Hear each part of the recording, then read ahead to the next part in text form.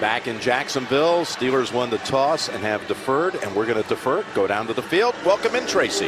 Well, thanks a lot, Jim. Mike Tomlin was adamant with us that they moved on from Le'Veon Bell weeks ago, but now they can officially put it behind them, and James Conner can officially take over as the feature back, a title he said he welcomes. Now, granted, he's already been playing like a feature back. Look at the numbers, less touches, more yards, double the touchdowns, no more looking over his shoulder. James Conner is the future in Pittsburgh, and Jim, he said he's ready for it. Well, on the other side, Conner, boy, is he impressive, not only on the field, visiting with him last night. We'll get into his story a little deeper today, but getting their identity back as well is Jacksonville with Fournette. That hamstring injury that he suffered early in the season. He came back last week, got a lot of handles against Indianapolis. Didn't have big success running the football, caught a handful of passes, but he changes the way that the offense operates. We're glad to have him. Oh, it's a little slippage by Boswell on the kick. He did not intend to do it this way, and it lands in the hands of Blake Bell, and he's out of bounds just past the 30.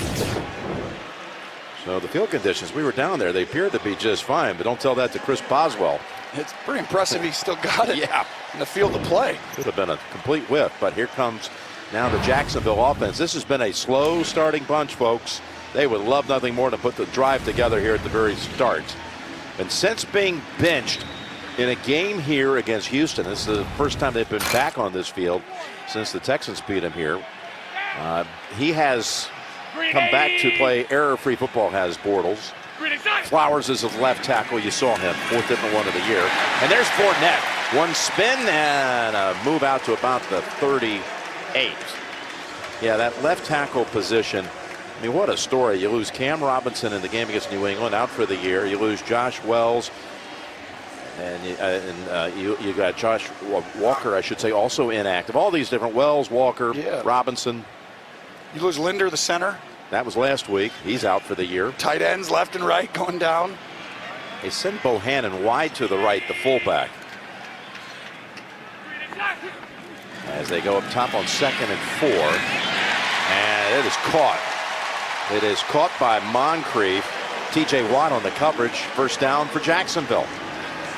I mean, how much do you trust as you see pressure here by Williams, but TJ Watt's guarding, and his leverage is supposed to be outside. He's guarding Moncrief.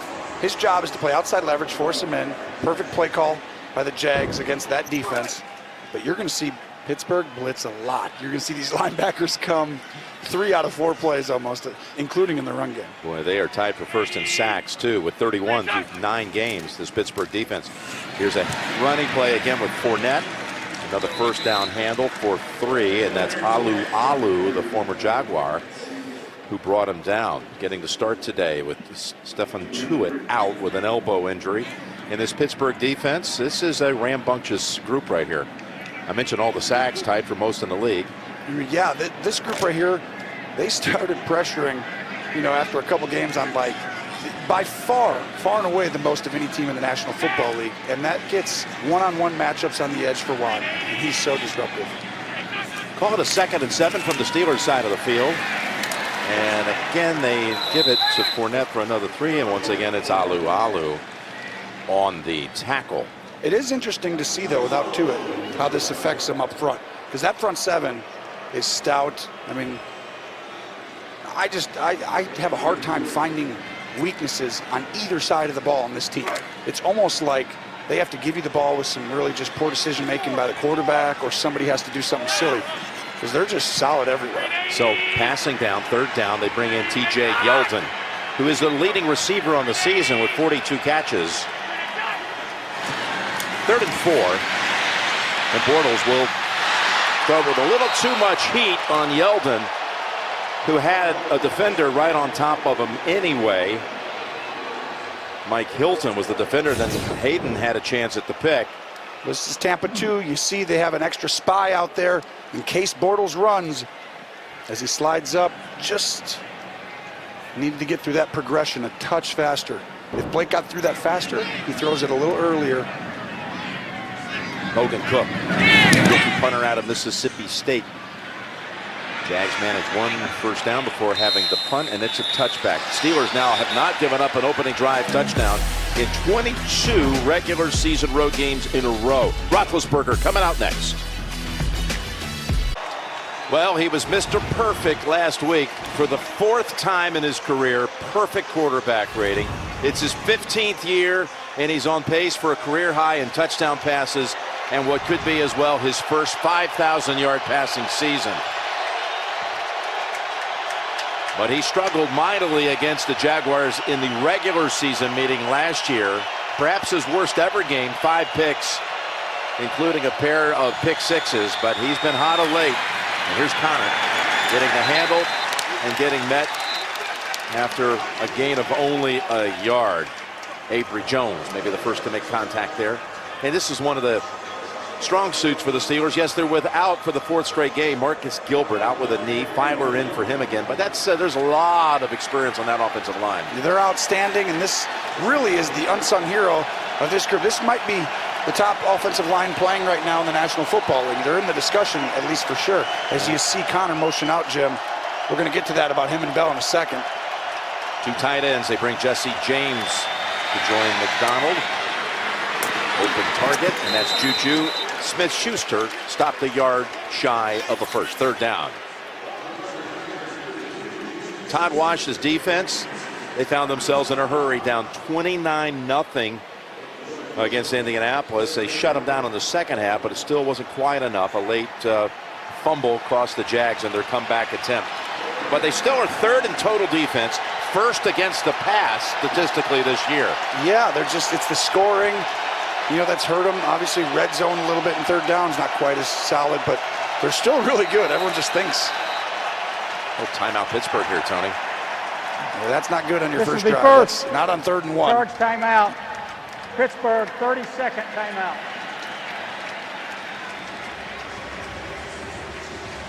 So we'll keep it right here as you look at what Ben has been doing. The pace.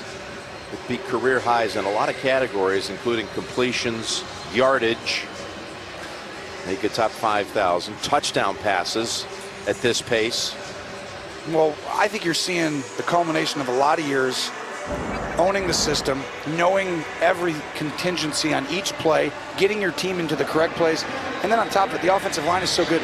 And you show me like who you're not scared of on defense. McDonald is fantastic as a tight end, and we don't even talk about him all that much because they have AB outside. You got Schuster, and now you got Connor. It's like, and they love James Washington. Expecting a lot from him the second half of the season. 3rd and 1, they go sneak. Oh. Stop, and all those efforts, there was nothing there. They didn't budge an inch. Miles Jack, one of those first to cross, and they'll take him off the field. A 3 and out. Roethlisberger needs to go right now and hard, and he kind of gives a little half version. Not quite the Brady sneak inside there, and that's what you want. I mean, it was there. Yeah, he blew it up, didn't he? Miles Jack, and then others came in. Well, Ben saw him coming, and so you're going to have to, that was I don't love the call there, I'll say that. It's not like after a timeout? Yeah, you just need to hand the ball off, move the chains. Jordan Berry. Got a great old line. Averaging 43 yards a punt this year, down to the 20 and a fair catch made by D.D. Westbrook. 51-yard boot. Bortles and company out for the 2nd time. The NFL on CBS is sponsored by Macy's, Dell, and the XPS 13 with Dell Cinema, and by Ford. We build things we're proud of. All right, these beautiful cats just a short distance away from the stadium here in Jacksonville, the Caddy Shack Ranch Wildlife Sanctuary. Might have to visit that next time. From the 20. Bortles straight drop back. Completes it for about 4 to DJ Chark, the rookie receiver out of LSU.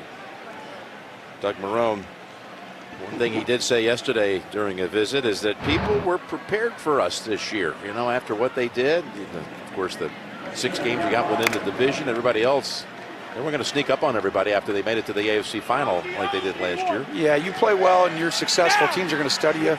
They're going to come up with plans, and then they've played you once, so they're going to come up with a new scheme each time to try and win. 2nd and 5. That's Fournette. Trying to wiggle a little bit left, and Dupree rides with him. Gain of about 3. 3rd and short coming up for Jacksonville. The bigger issue, though, at its core, is that when you lose the tight ends the way they've lost them, and then the left tackle, I mean, their 4th left tackle, to me, Fournette's out. You lost your top receiver before the season started. I mean, that's really what it's about. You can't have the same formula. You're not the same team. You can't win the games the same way. So now you're trying to find new ways each week instead of being who you are. Yeah, and you lost some guys, too, early on, and even before the season started. Marquise Lee was going to be a playmaker. Corey Grant. Anyway, it's 3rd and 2. That's Watt coming from the outside and picked up, and the pass broken up. Beautifully done by Vince Williams, taking it away from any chance for DJ Chark to make the play for the 1st down. So short series for Jacksonville. Again, they have really struggled getting going at the start of games.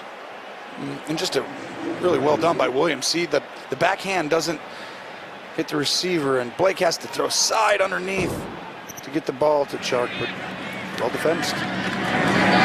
So Cook to punt to Ryan Switzer.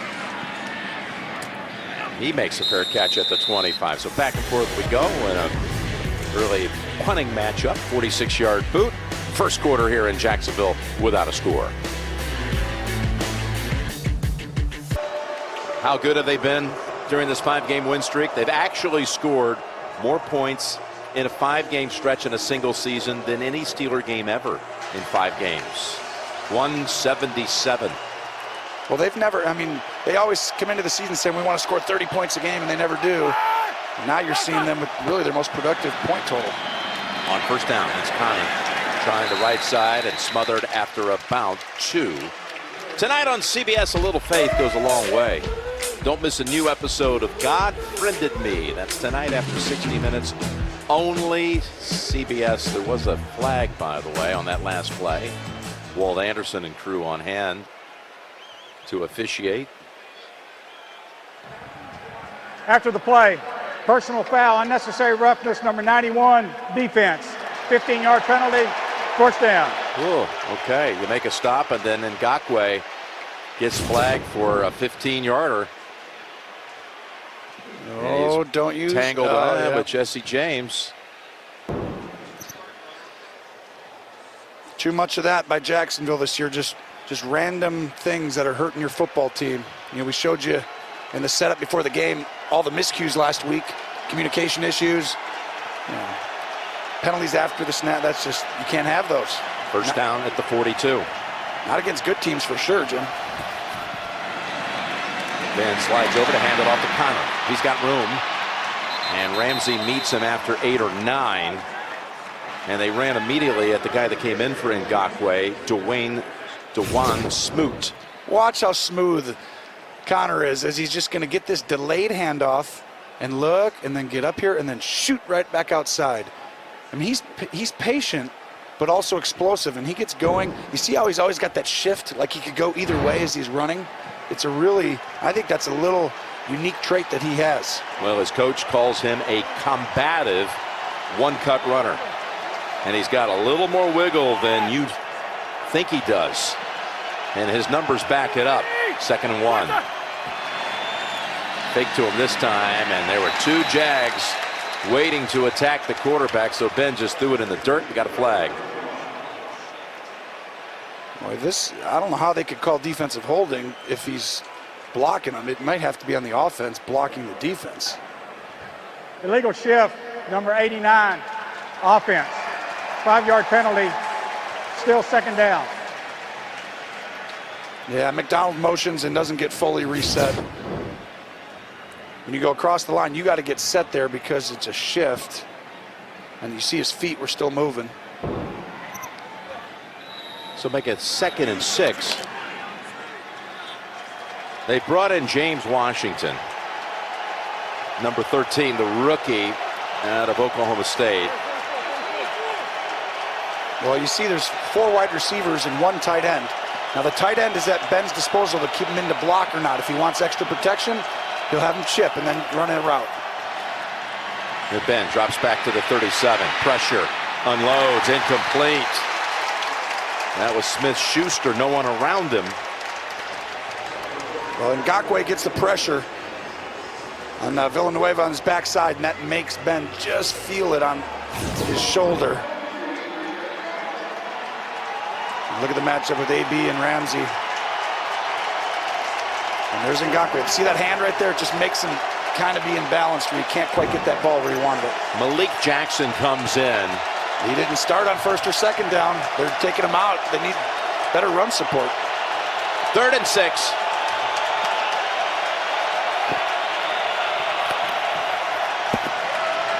Pass wide of the mark for McDonald. And the Steelers not able to take advantage of that 15-yard unnecessary roughness penalty, and they'll punt. See how Ben can't get the laces? This play happens so fast, it's a tight end screen, and just because he doesn't get the laces and you got to get that ball out so quick, that ball is just a half a yard off exactly his spot he wanted to throw it. Steelers by this time last game out, there are already 3 touchdowns on the board in the game against Carolina. Panthers scored quickly. Steelers had a couple of quick long strikes, but another punt now. Our 4th of the game, and it hits at the 5, and it is down right on the spot by Cameron Sutton. A lot going on there for nothing. They blew it dead. Nothing left here. So Berry does a fine job along with Sutton, downing it, pinning the Jags inside the 10. The NFL on CBS is sponsored by Walt Disney World Resort and by Progressive Insurance, handing off big savings to you.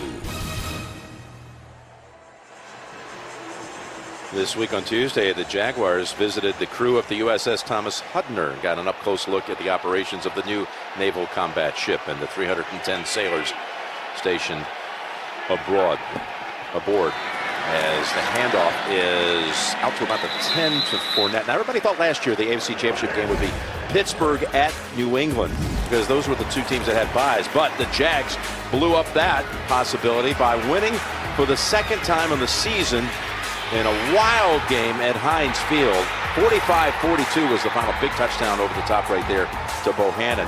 And they became, well, just the 2nd time any franchise beat Pittsburgh twice in Pittsburgh in the same season. Jacksonville had done it back, in fact, in 07, beat them twice in one season at Pittsburgh. Fournette has a first down, and another spin move for him out across the 20. Well, there's multiple reasons why they did that last year, and you looked at one of them right there. Their ability just to hand the ball off to Fournette and control the football game. Fournette, they dominated them in the run game in both those football games, and you know, obviously it made Ben press, and I think he threw 5 interceptions. He did in the first game they played. Now the second game, this is the difference in the Jags. People forget last year's offense was like top 5 in scoring last year, and the Jags just don't have that same unit to win a game like that, 45-42. Another running play for about 4. That second game, the divisional game we just showed you, Ben threw 5 touchdowns coming back from the 5 picks. And they were, remember, they kept getting behind, and he kept bringing them back. But Jacksonville's offense stayed aggressive and never really allowed them, you know, to let Ben get those 2-3 possessions to take the lead. He was always playing from 10 from behind and just made it difficult. And Jacksonville's hoping that the return of Fournette can bring back the formula for them on offense. Well, they had, and to your point, 395 yards rushing in the 2 games combined. 290 of it by Fournette, 2nd and 6. And that's Hyde staying on his feet to get within 2 of the first. Carlos Hyde, who they traded for a couple of weeks back for a 5th rounder they sent to Cleveland. You see Vince Williams here? This is going to be taken on the fullback over and over again all day. He's blitzing in that gap. What Jacksonville's done from the beginning is they're going to put the O-lineman on him now. Early on in the game, fullback on him. As Pittsburgh keeps blitzing him, it's a run blitz. They're not going to let you come in and say, hey, you're going to run straight at us. We're going to blitz you, says Pittsburgh, right in the gap you want to run. 3rd different running back over 3 plays. Fournette got the handle, then Hyde, and now it's Yeldon. He's got the first down. Look at Yeldon. He's got the first with Sean Davis, finally turning him upside down. Pickup of 6. And this time, Shotgun, same exact thing. You see Yeldon get through the gap, and Sean Davis with a good tackle. But a good job by Jacksonville on a drive that began back at the 6. They've got another new set of downs at the 36. Well, look at this. This is who they are. This is who they were, I should say. And now you're seeing, all this I formation? There's 2 running backs in the backfield. No one does that anymore except for Jacksonville. Here's another handoff to Hyde. That's 6 straight running plays on this drive. That one for only 2. We've got an update. What's going on around the league, JB? Lions looking for a win. Yes, here, Kerryon Johnson goes 8 yards for the touchdown, 42 yards for the day. See, guys, if you take them out in the snow, it toughens them up. They run the football. Back to Jim Nantz, Tony Romo, and Tracy Wolfson. Yeah, thank you, guys. Thank you, JB and Phil. Yeah, that's a big story this week is how Matt Patricia took the Lions outside the practice in the snow, even though they have 4 straight games when they're basically on the inside. It's going to tough them up. Here's a handle by Fournette. Slips out of it and finally tripped up enough by Sensabaugh. But give him 4. Oh, you're going to see the pressure inside again. Watch. Here he comes. That's the gap. And he's blitzing. They end up taking the center on him, not the fullback. Jacksonville's already adjusted. And Fournette with a good cut. But he wanted more, Tony. He thought he almost was able to give away from Sensabaugh. His legs look better this week, don't they? He's got that little bit of juice back. Last week he looked a hair slow. First week back, right? Yep, not the same guy that's been slowed down with a hamstring since week 1. 3rd and 4. It's the first pass play of this drive. Can they get it done, or will they run for it? Bortles will run for it. And another first down, although a flag is out. He slides near the 50. The flag is in the secondary. This is usually defensive holding.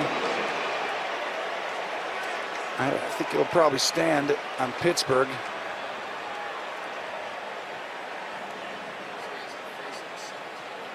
Ooh, could While it the be quarterback was still in the pocket, illegal contact number 23, defense.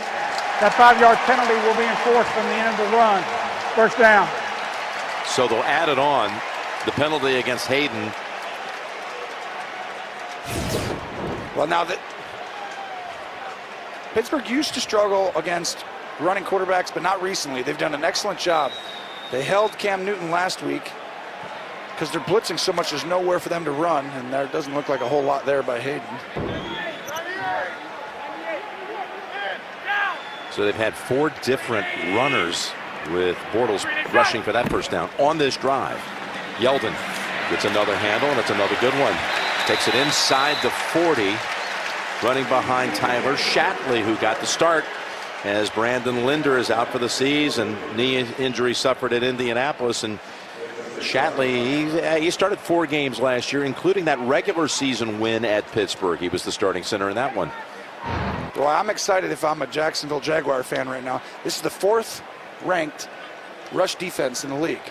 And right now it looks like last year, doesn't it, with the way that they're running the football right at them? How about 81 yards, or make it 65 yards on the ground? And add a couple more. Fournette stacked up by Chicolo. You know, they're definitely, this is what their personality is that they haven't been able to go with, because, you know, starting with the linchpin, the central part of that, Fournette, being out since week 4. Yeah, now, I mean, you get some new guys in, you never know how the communication's going to go. You know, they want to live in the 2 tight ends, I formation, which means a fullback and a running back. That's what they want to live in, and they haven't been able to this year. Today, they're living in that. You see, now they have the fullback and 2 tight ends in the game. 3rd and 2. 3rd and 2, that's Fournette. Fournette plows ahead, and it's going to be interesting on the mark. Looked like he might have gotten just enough. Let's see what the side judge says here. He's going to give him a spot that's good enough for a first down. Walt Anderson signals for it. I mean, that's incredible. 3rd and 2, we're going to line up with big people and come out and just run it right at you and get first downs. Now you keep your defense off the field. Everyone's rested. You control the clock. Look at that. This drive, 11 rushes, 0 pass. How about that? That is the Jacksonville attack of a year ago. Final 30 seconds of the first quarter. Hyde is the running back. And they've got 1 to snap it here. That's a delay game. Might have been a timeout first, as Marone This was is the first standing right next to the charge side judge. timeout, Jacksonville. 30-second It's a good timeout. coach standing right there being prepared as that clock goes down. That's really telling, though, isn't it? As you said, this is a stout defense against the run. Has not allowed a 100-yard rusher, single rusher, in a game this year, Pittsburgh, but 11 straight running plays on a drive that began at the 6. And one of them was a pass, but Bortles, you know, his strength on third down is really his ability to move the chains. And I think you're seeing, I mean, this is exactly who they were last year. And then they'd all of a sudden right here play action you, and oh, touchdown. 22 yards because you all played the run, and we had a guy just running on a deep over 20 yards across the field. Running onto the field at the last moment, L.T. Walton for Pittsburgh's defense. You don't think there's a little play action right here, do you? Yeah, I know you. I just can tell you are smelling it coming. Now they got to run this. The safeties are too high. There's the give. And you try the middle of the field again, and Hyde, look at him. Battling for everything he can get. We'll give him 5 to close out quarter number 1. A scoreless first quarter, but Jacksonville is driving, and you are watching the NFL on CBS, home of Super Bowl 53. Starting the second quarter, Jim Nance, Tony Romo, Tracy Wolfson, Jim Rickoff in the truck along as producer, along with Mike Arnold, our director, and all the crew. Chris Reed has come onto that offensive line at guard. You see him, 64, in for A.J. Cann, who had been hampered with a hamstring in practice all week. See if they can keep on motoring down the field as they have done on the ground. 2nd and 5. And that's Fournette. Oh, again, he's able to break tackles, but a flag comes out and may negate a wonderful run to the 19. It went for 12 total. Holding, and it number is 69, offense. 10-yard penalty. Still second down. Call on Shatley, the center. And let's get an injury update from Tracy. Jim, you mentioned A.J. Cann. He was dealing with a hamstring during the week, but it is a knee injury right now that's bothering him. Just another injury to add to this offensive line. As soon as I get an official update, he's working out on the sideline. Looks like he's trying to work through it to get back in, but I'll bring you an update as soon as I get it. All right, Tracy. Again, they signed just this week Patrick Omameh, who was the starter for them last year at left guard, left in free agency to the Giants, but the Giants waived him, so he came back to Jacksonville. They re-signed him here. They're glad to have him. We might see some action here just days after rejoining the franchise. 2nd and 15. Look at that burst. Bortles steps up away from it, able to get the pass away for a short gain to Westbrook. That was Dupree, who made his way around the edge. Well, look on, you can see off the edge Dupree making Bortles step up. Flowers is trying to get out of his stance and get wide. And Blake with an excellent throw, really sliding left. Hilton on the tackle, Westbrook. Ball at the 36, and it's 3rd and 10.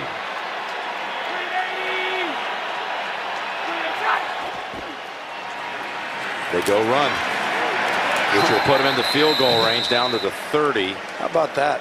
3rd and 10. Went for 6 on the ground. That's a, you know what?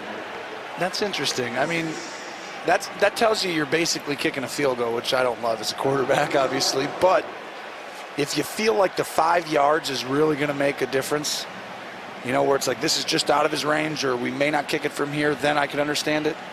But if you were going to kick it anyway, I don't know about that call. Well, he's a terrific kicker, Lambeau, who has made 24 straight. I saw that streak end last week. He's got another streak going, though, as he had made now 25 straight inside the 50. That drive took almost 9 minutes. Jacksonville on the board first. Look how Jacksonville has held onto the football for 13 of not quite 17 minutes on the clock. They take it 9 minutes down the field, 15 plays. They get the 48-yard field goal by Lambeau.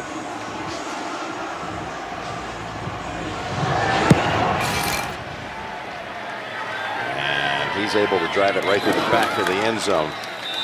tell you, this AFC South is a sneaky good division. You got Houston on a 6-game win streak, up early at Washington. Tennessee's already beaten, at this point, the 2 Super Bowl teams of last year, both Philly and New England, manhandling New England last week. And the Colts are coming on. And then you got the division winner of a year ago that went on to the Final Four, if you will, before losing in the fourth quarter at New England, having lost 5 straight. But what do you see when you look at this? Well, I see that this division is nowhere near over. Jacksonville wins today; they're 4-6, and if Houston were to lose today, they're 6-4. It's like, anyone who says their season is over right now is that's ridiculous in this division. Anybody can win 3 or 4 in a row at any point. You just see it back and forth with all these teams. Pittsburgh's offense has been sitting down for a while, and now on first down, across the middle, knocked down. Well defended that time. That was DJ Hayden, who was their nickel, denying James Washington. And James Washington's going to be on your right, and he's going to go right there across the screen and stop. See right there, see how he came back downhill toward the defender? You want to move away from the defender, and Roethlisberger get him in. AB and Ramsey. Tight coverage. Good little matchup to watch. 2nd and 10.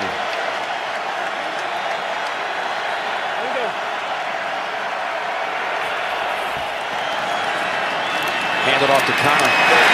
And he is dropped for a loss by Telvin Smith. And we've got another update. Let's go back to JP and Phil. Peterson in Riggins territory. Yeah, 3-yard touchdown, bounces it outside. He still has that. This touchdown ties him 6th all time with John Riggins. Houston 10, Washington 7. Back to Jim, Tony, and Tracy. All right, thank you, guys. And that's a matchup of 2 division leaders, both at 6 and 3. 10-7 Houston now after that. Got a 3rd and 11 coming up.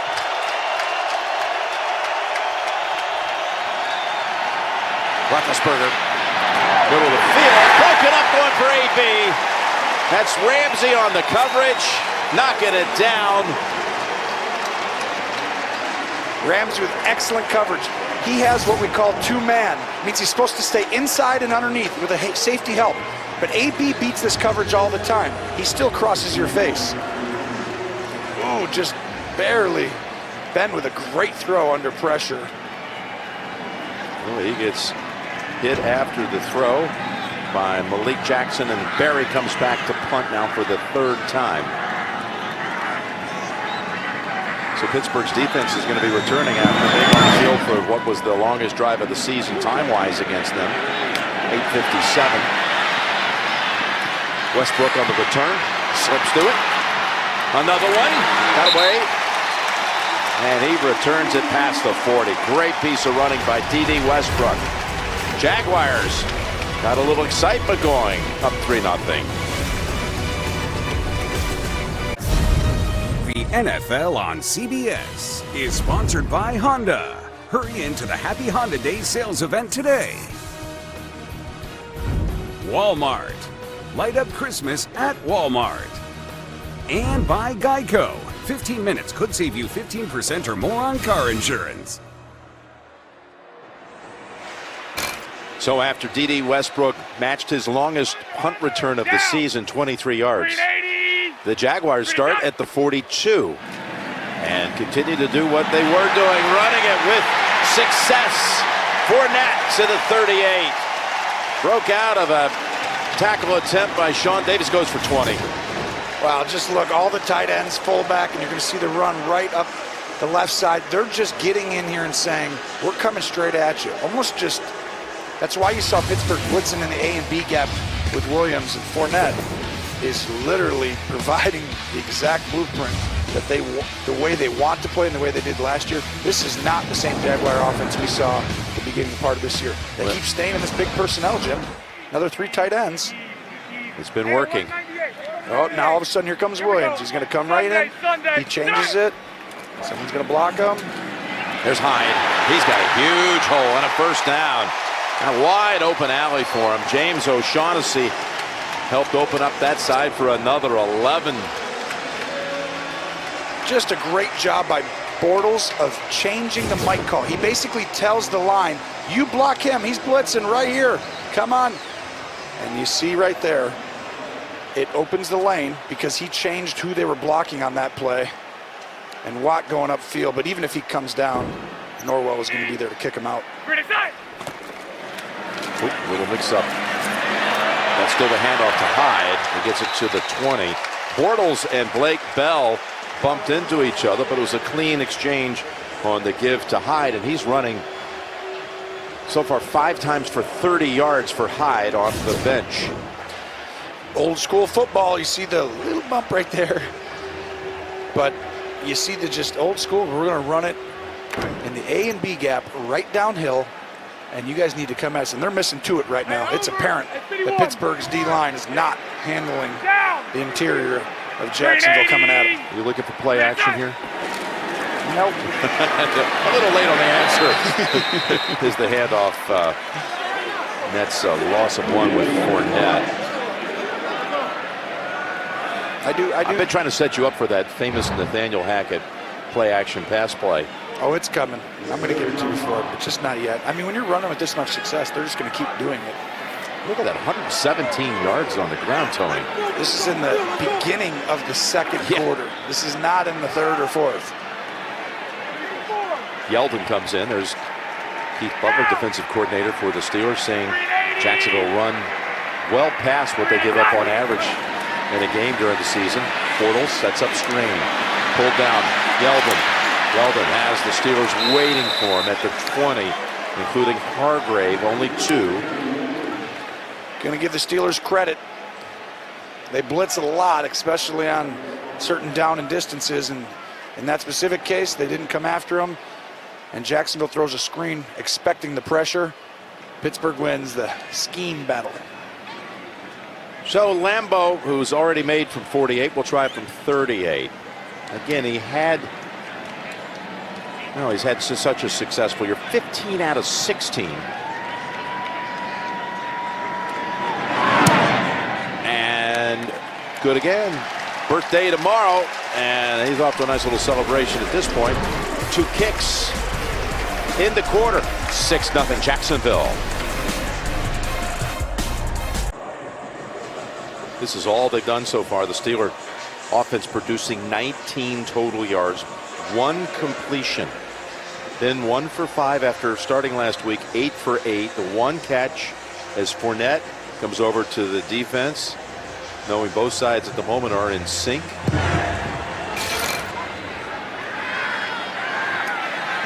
That's Switzer stepping up at the 2, trying to chase it down the middle to about the 27. College football, well, the SEC on CBS features a great Thanksgiving weekend with football on Friday. Arkansas takes on Missouri, and Saturday, the 83rd Iron Bowl. Number 1 team in the country. Alabama takes on its biggest rival, Auburn. Auburn, Alabama. That comes on Saturday after Arkansas, Missouri, Friday on CBS.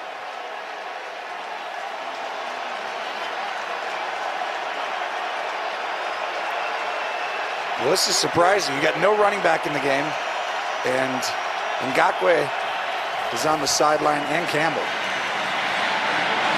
Pass is intercepted. That was Ramsey, who jumped across the middle and got his 2nd interception of the season. Now some are saying it may be incomplete. Well, they're calling it incomplete. Oh, there he goes. Down. Yeah, just waved it off after the Pittsburgh defense and the Jacksonville offense had already run onto the field. We got to see this. Did you even think that was a possibility as he undercuts the seam route? How is that? It's right here is where. Oh, yes. Oh, no. Oh, no. Oh, yes. Which one is it? I don't know yet. I didn't see it hit the ground. I thought he caught it. Yep. Jacksonville is challenging the ruling on the field of an incomplete pass. What a play to undercut it, though. I mean, the seam, he's got deep third, and he comes and takes AB.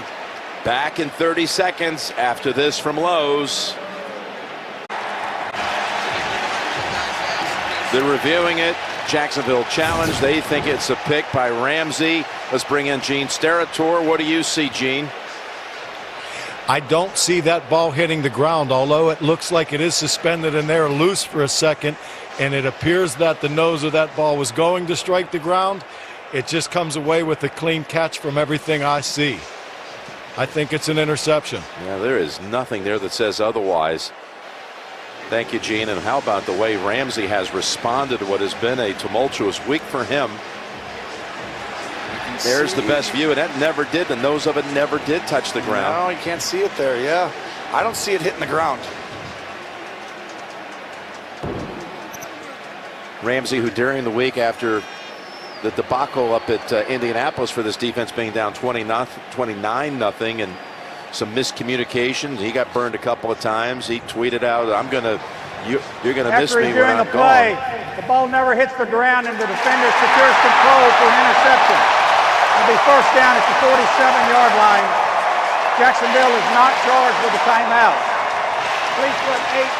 And his running mate on the other side, Boye, there to celebrate with him. Pretty stoic by Ramsey because he wants this game after, again, this heated week. Well, you see here, Ramsey has deep third, but he's going to come and undercut Brown right there, and that's a phenomenal play. And no ground contact. They got a little history, those two, don't they? Oh, no question. Ramsey's comments about Ramsey's them. comments in the offseason and the GQ interview, where he did not have flattering remarks about Roethlisberger, said he's decent at best, and he just kind of slings it. But even more immediate is how, after last week, a couple of times he was in the wrong coverage up at Indianapolis and got heavily criticized as Fournette breaks free for another 10 or 11. I mean, this, to me, the story of the game right now is that Jacksonville adjusted after the first drive, and they decided to take the fullback off of Williams blitzing and put the lineman, the guard and center right on him, and allow the fullback to work to the next level. Because of that, now you're getting, basically 3 yards before the next guy can get into the backfield. If you let Williams rush into the backfield and hit the fullback, now there's a guy 2 yards deep. They're putting the guard and center on him.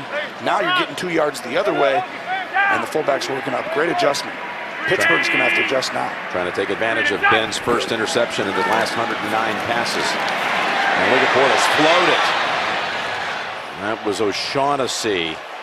He was looking at update time. JB, Phil, take it away. Luck has not lost to Tennessee in 9 games. He hasn't, and he throws a beautiful long pass down the field to T.Y. Hilton.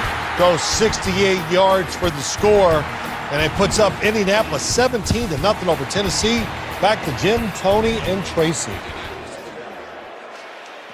Guys, thank you. And how about the way the Colts are surging? Oh, I tell you, Frank Reich, it's pretty neat, the stuff they're doing offensively over there.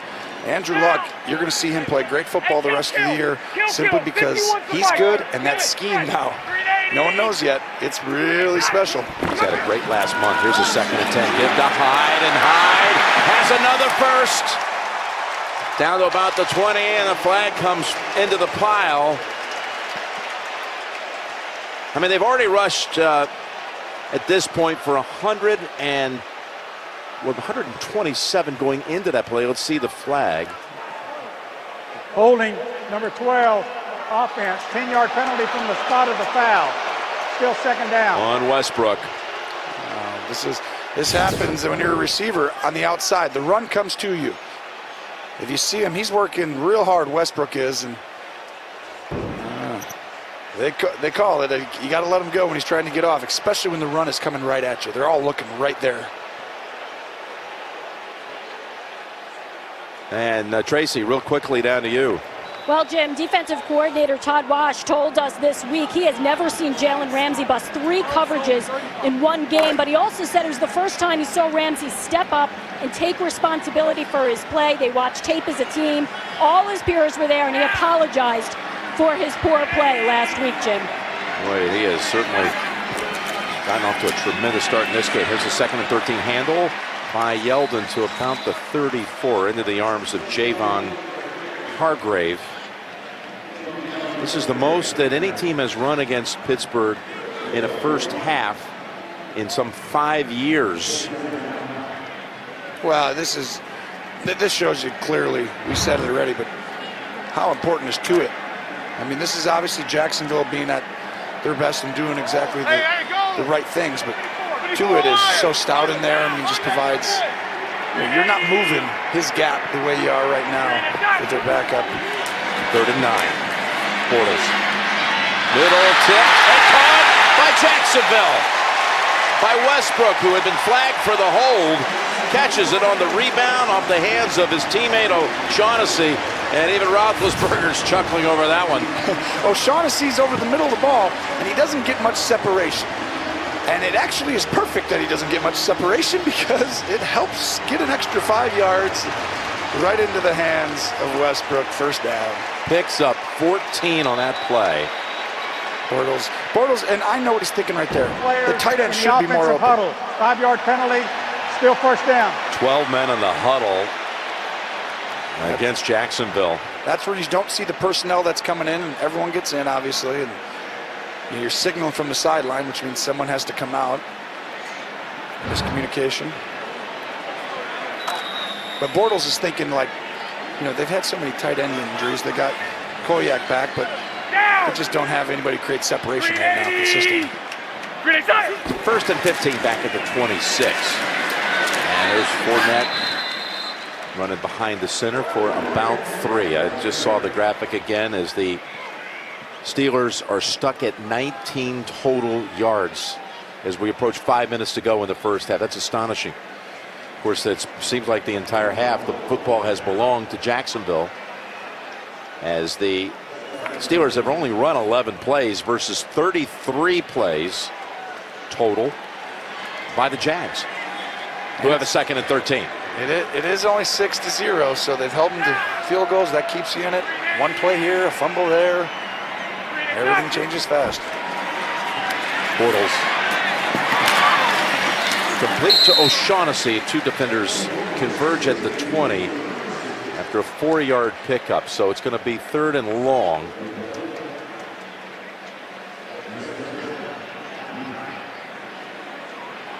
Pretty conservative on the last couple of 3rd and longs. They ran the ball, kick a field goal. They ran a screen, and then the last one kicked a field goal. So we'll see what they got here. I think they're going to be a little more aggressive here. 3rd and 9. Bortles ducks under, but still gets trapped. Hargrave got to him.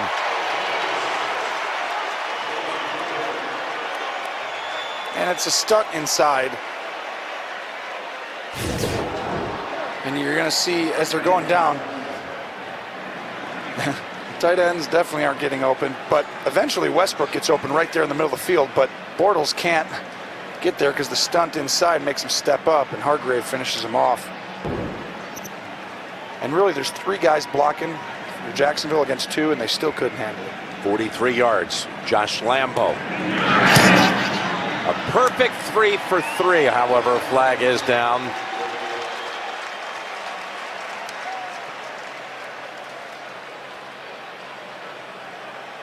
That was on 4th and 9.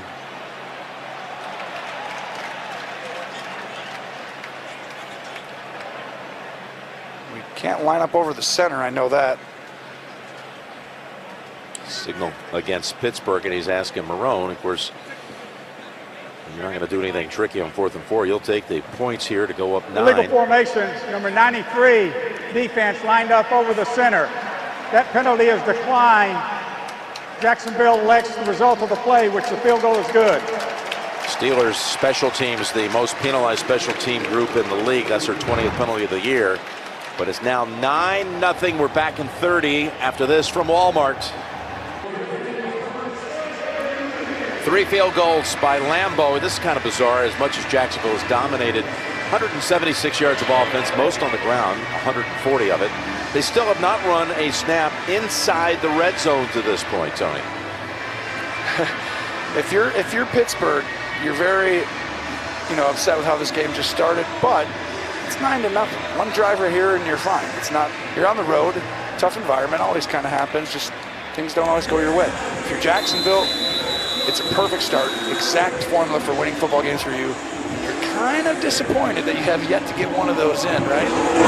Yeah, one of them where you picked up some big chunk plays on the ground, but then it breaks apart before you get to the 20. They're missing the tight end, though. It's killing them. There's no separation consistently. So let's take a look at what Jalen Ramsey has done in this game so far. Well, you see the man-to-man coverage on AB. He's getting those long arms on him and kind of leans on him as he's going up the field, and then he plays underman, which means he's underneath him because you have help over the top. But then they go zone because AB is in the slot. And when he goes there, they're in zone, and he's reading the quarterback, and Ramsey with great range, great ball skills. No catches for Antonio Brown with Ramsey on him. Again, only one completion anyway. That was for 7 yards to Smith-Schuster. Roethlisberger throws, and it's too steep for Washington. I mean, here's the Pittsburgh team that had scored in 11 straight quarters entering today, and now they're in danger of being shut out in the first half with 3:33 to go. And this, we know Jacksonville's pass defense is pretty good, but I don't think anybody thought you could slow down Pittsburgh this many drives in a row. I mean, this unit really is outstanding everywhere across the board.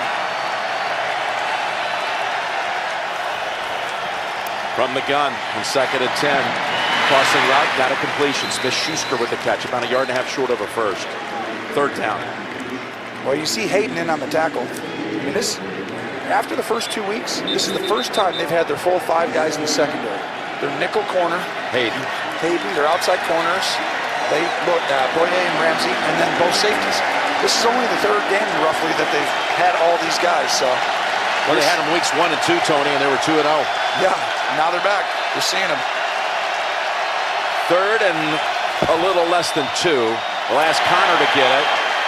And boy, they had contact on him about 1 yard short, but he ducked his head and he got the first. Good effort by Connor. That's what you want to see. For you to hand the ball off on 3rd and 2, you got to have incredible trust in that back to almost get hit half a yard before and get the first down. And they've seen that out of Connor all year long. They're going no huddle now. With 2:30 to go in the 2nd quarter. Stagnant all game long. Maybe they can have a little flurry before the half.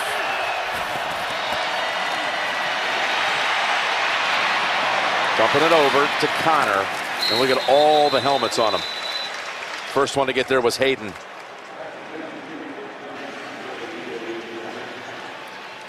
And that will be the last play before the 2-minute warning. Yeah, Brown beat Ramsey pretty bad. He had a touchdown on the outside as a double move, but Ben couldn't quite find him. And once again, Brown without a catch.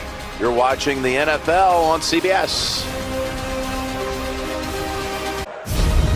The NFL on CBS is sponsored by The Home Depot. More saving, more doing. And by the Smart Cash Card from Capital One. Coming out of the 2-minute warning, Jim Nance, Tony Romo, and Tracy Wolfson. On hand to see the Jags leading it 9-0.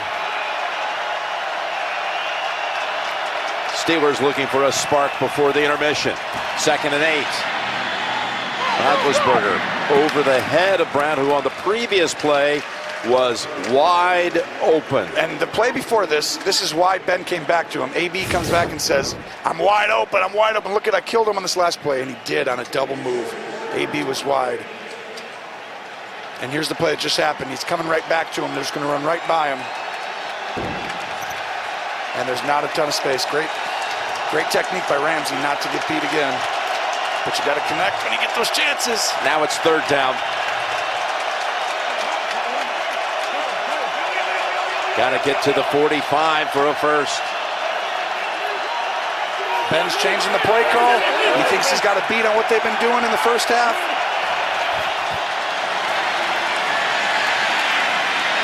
Last moment, flings it in the area of McDonald.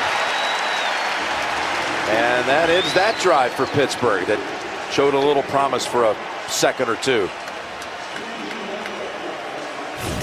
Well, Ben thinks he's rushed from behind, so he rushes the pass before McDonald gets his head turned around. And that would have been a tough catch. Yeah, that would have been impressive. Behind the back. We got a minute and 50 now. Now it's the big decision on you're up 9-0. See, the field position is the first thing you look at. If you're Doug Marrone, okay, we're at the 20. I still think you run the ball on first down or some sort of safe play action here, making sure you don't go 3 and out, but also, you know, we want to make sure we don't give Pittsburgh the ball back, and we also want to have a chance at points, but the most important thing is not giving the ball back to Pittsburgh here. That punt traveling a net of 43 as it pounded into the end zone. We've got the Verizon halftime report coming up shortly. JB, Phil, Nate Boomer, Coach Cower, all the latest scores and highlights coming up on the Verizon halftime report.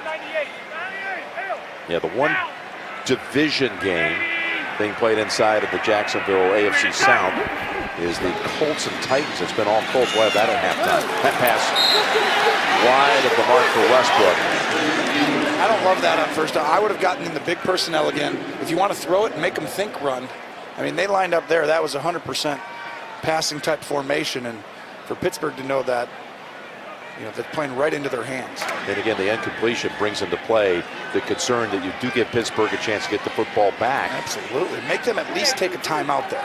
Make them think about it. They have to determine what they're going to do. Now you're in the same spot.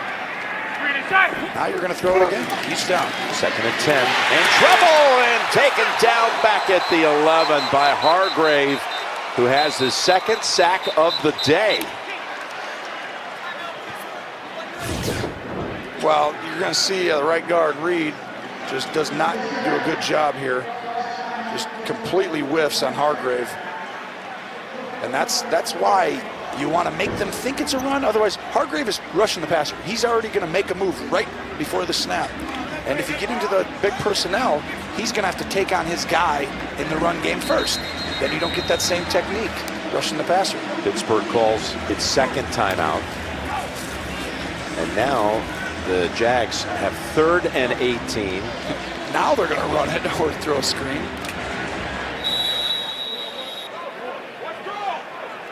I just think you're just going to come up and hand this ball off. Yeldon is the running back. And they give it to him for only 1. Another timeout, Pittsburgh. That's Watt, who met him at the line of scrimmage. Yeldon falls forward for just 1. 5 carries, 23 yards for Yeldon. Still a minute and 28 to go in the half. Ben's getting the football back, presumably somewhere near midfield. Okay, 40 years ago, Super Bowl 13 took place between the Steelers and the Cowboys at the Orange Bowl down in Miami. Steelers, with Terry Bradshaw, named the Super Bowl MVP. He had at the time a Super Bowl record, 318 passing yards, 4 touchdowns. And yep, this is week 11 of the NFL season.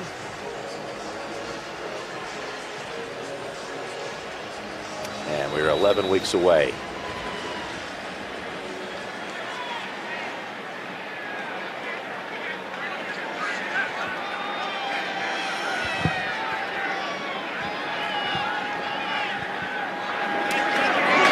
There's Cook.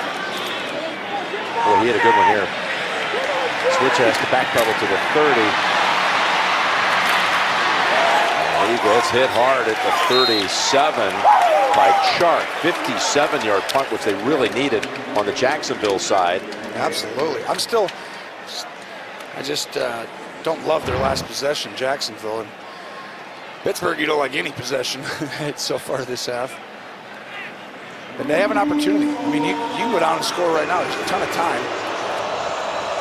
We're at the 37-yard line. I mean, Jacksonville, you know, they could have, if they did things right, there'd be another 40 seconds off that clock.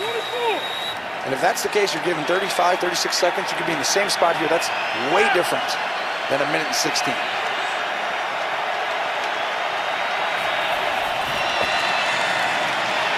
With a pump fake, and Roethlisberger on the run. Has another pass intercepted! This time it's Barry Church.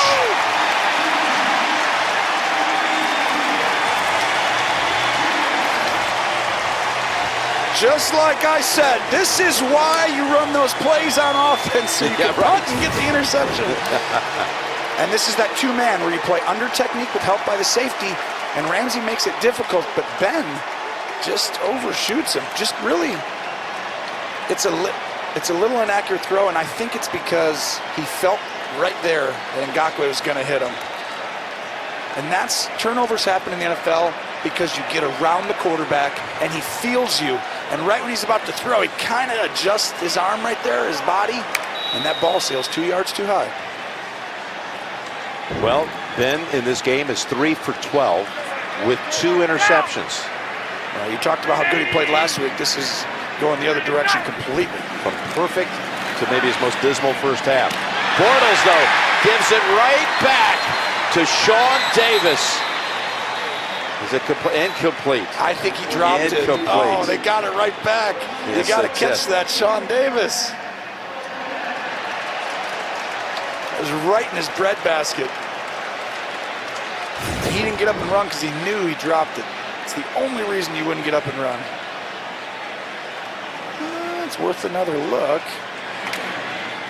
That ball's on the ground. A gift from Davis, not easily catching it. We have 46 net passing yards combined with a minute to go in the half. Bortles, though, going for a big one. And that is closer to being in the hands of Sensabaugh than D.D. Westbrook. This was a game plan specific play, and Jacksonville wanted to score on this play, but Sensabaugh does a great job recognizing the formation and taking it away. Look at the dominating quarterback comparison here. Well, it's a passing league now, you know.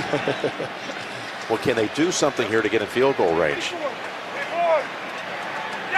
Probably need another, well, there you have it. 8 yards. Getting out of the jam. Don't throw it away. When he had a player open in Chark, but he overthrew him. See and that? The crowd's not happy about that. As great as this has gone for their team, the home fans are really unhappy with what they did in that sequence. Well, in this specific case, you want to take a sack or a completion. There's really no throwaway, and I know he's trying to throw it to him and he misses high, but it's a little too safe. It's like, oh, I can't see if anyone's inside, so I'll be a little safe with it high. But that just gives Pittsburgh time again if there's any return and they're not inside the 10. If I'm Pittsburgh and I'm not inside the 10, I'm being aggressive again.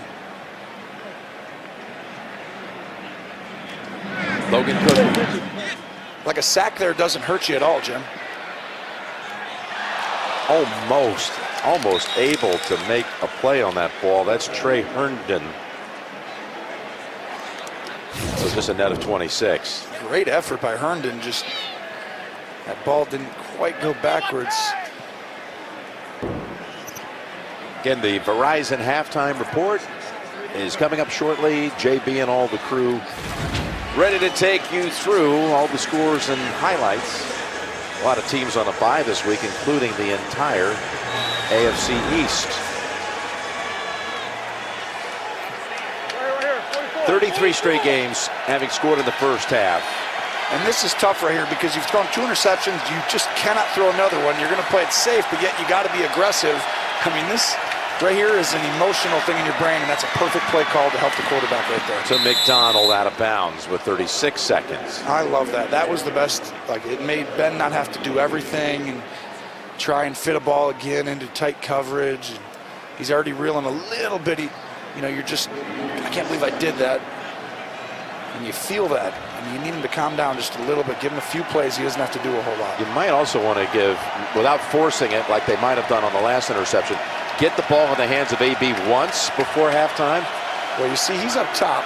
And usually what they're doing is this guy's playing underneath, and then the safety's helping over the top. So it's just tough. Coming to the near side, it's McDonald again, able to get out of bounds. 2 straight plays to Vance McDonald.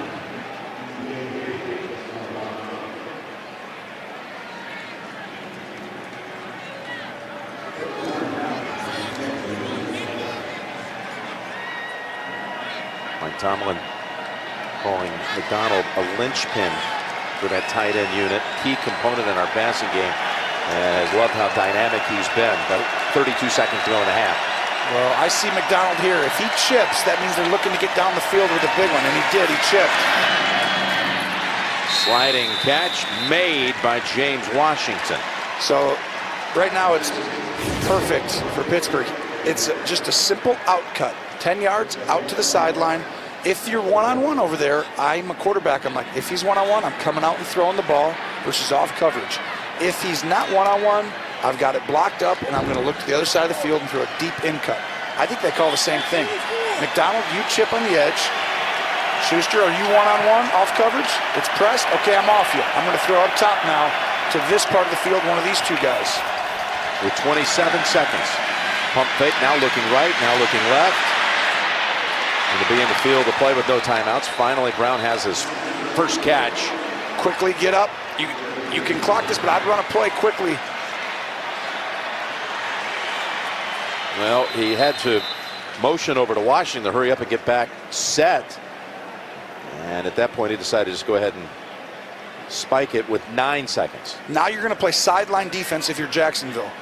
You get everybody prepared to take away a 5 to 7 yard route, because that's what you need. Pittsburgh's trying to get in field goal range right here, and they need about roughly 5 yards to have a shot for their kicker, we'll say. They know exactly how long he can kick. Roethlisberger wants to throw something on the sideline. You see how wide they are on the bottom? He should be doing the same. They should play the sideline. Let any throw inside here. The half is over if they throw it inside. Two corners are not doing the same thing on 3rd and 3. And now Roethlisberger goes down the field and throw away with 3 seconds. Why wouldn't both corners be doing the same thing? Well, you're trying to, it's like a weird spot right there that you're trying to protect against a Hail Mary. So if you just play sideline, you could theoretically get a Hail Mary against you. So what you really do is you play soft sideline. If they run deep, you keep getting back. If someone's going to the sideline, you take that away. Now it's just a Hail Mary. You don't care about the sideline. And you got 5 Jaguar defenders all the way back inside the 20. And a timeout called by Jacksonville. Now, could you do a quick route up top to AB? Could he just stand on that sideline up top and go quickly? 2 seconds. Could it be a 2 seconds to get 4 yards with no one up there? If there's 4 seconds, I'm doing that. 3? 4 yards. You better be your clock operator. 4 yards would make it a 60-yard field goal. And that would give you an attempt. Yep. I mean, you'd have a shot. Career long for Boswell, 53. Okay, there's no shot. You never know. He's got a little downwind, though. I mean, a 60 is probably more like 55. I mean, you know all the yardage differences on that stuff.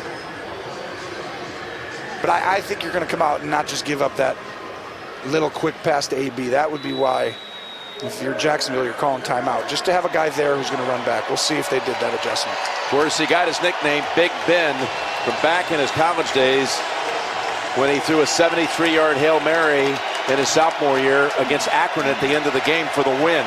See how he's creeping up right there? He's like, you're not going to just throw that, and then he's going to get way back. Instead, they go to Connor, and he's tripped up after 2. That's it. That was Campbell, who stood his ground, and the half has arrived. All of that for a 2-yard completion. Jacksonville looking like the Jacksonville of last year. First time we've seen them control the line of scrimmage on both sides of the ball. They hold the Steelers to 66 total yards. It's 9-0 Jags, and halftime is next after these first half highlights from Verizon and a word from your local station.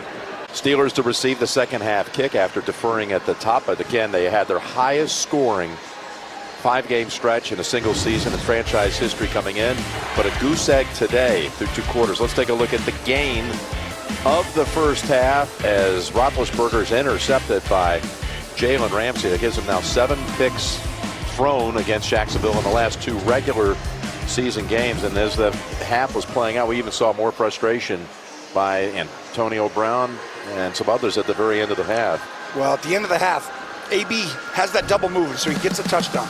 He's frustrated because he's got hands on him all game. Finally catches a pass on the 2-minute drive. No clock is running. Yep. You're taught to throw that to the ref or hand it to him every single time. And you see Daryl Drake, the wide receivers coach right there, tell him, what are we doing here now? We got to get back on the line, get the ball. These seconds matter. That was the play before the spike to stop the clock play. And the frustration, we show that really because I think you've seen the frustration. It's building. It's, you know, it's just hard out there when you got Ramsey with his hands on you the whole game, and then you beat him, and then you don't get the ball, and you're a great player. It's just tough sometimes as a wide receiver when you feel like you're like, I'm wide open. What's going on? And it's like you can't tell what's happened to the quarterback, the O-line. But it's the frustration's mounting right there. That'll be something to watch as this game continues to progress. We did not have a single snap in that half by either team in the red zone inside the 20. And here's the second half kick. Which is crazy. I had so much fun red zone stuff to talk about, too, actually, coming up. Well, it's going to be coming up, I promise you. Let's go down to Tracy. Well, Jim, I spoke with Mike Tomlin, and he's not worried about AB. He's not worried about Ben Roethlisberger. What he said is they just didn't have enough snaps to get into a rhythm. So I said, how do you get them off the field so that you do have enough snaps? And he said, obviously, it starts with stopping the run. He said, every time they try and throw the ball, we kill them. They're not scoring points. If we can, we'll be just fine. All right, thank you, Tracy. Again, Roethlisberger last week, a Phil Simms 22 of 25, 88%. In that first half today, he was 8 out of 19 with 2 interceptions and only 53 yards passing. Connor gets the first carry of the second half. He's now 6 rushes for 15. His numbers also nothing like what they've been the rest of this season. Well, you see them getting into big formation now, I formation. But you see, they get out of it. Yeah, they put Roosevelt Nix in a slot to the right. Now Malik Jackson's out of the game. They've put Darius and Jones in to stop the run, solidify. They hope that helps, and it has so far today. Connor 101 at the bottom. Pass coming over to the other side. And that's over to Grimble for about 3. Again, after averaging over 35 a game during this win streak, nothing in that first half. First time in over 2 full seasons since they had last been blanked after 2. And their total yards drastically off. Third down, only 1 out of 6. And they got a third down coming up here, 3rd and 5. And this is important. You need to come out and do something. You don't want to go 3 and out after a dismal first half like that.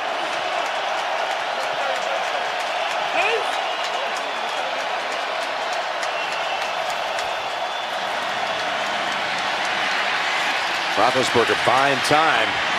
Now throws it incomplete. How well covered down the field by Jacksonville. That pass thrown in the area of McDonald. This was outstanding, outstanding coverage. You're going to see guys come over, guys go up, and no one's open. AB's on the top of your screen. Watch him. He's the first guy who he's looking. They double team, and then you go back across. Find me a guy.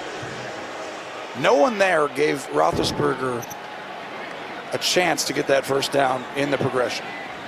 So Barry punted 4 times in that first half for a near 55-yard average. I mean, this is a different Jacksonville team, isn't it? I mean, you heard it from the guys in the studio at halftime. They are just willing themselves to a different level than they've seen in a long time. A little contact as Westbrook fields it, got hit by Sutton, bumped by Sutton.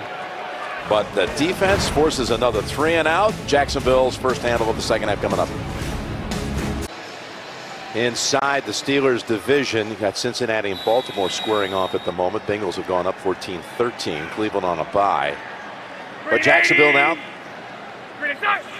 First play from scrimmage, 3rd quarter, and it's Fournette ripping off a good one.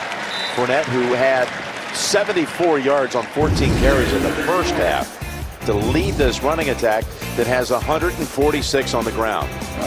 They're just mashing them in the A and B gap, which is basically what just means straight downhill. And they just hand it off, and they're just pushing the interior of the line. Without Tuitt, I mean, can you really go from number 4 in the league to 32 without one guy inside? I mean, that's what it looks like right now. 2nd and 5. Fournette. He's got 2 on him, including Dangerfield and Hargrave. So the adjustment for Pittsburgh is going to have to be the edge rushers are going to now have to collapse the pocket in the run game.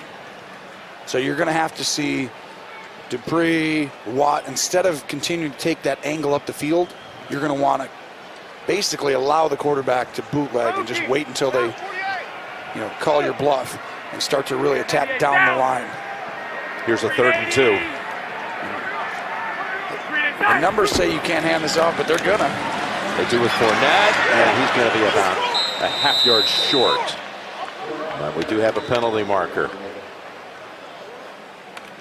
Vince Williams brought him down.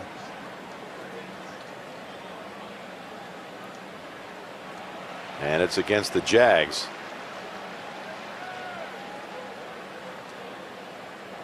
Holding, number 78, offense, 10-yard penalty.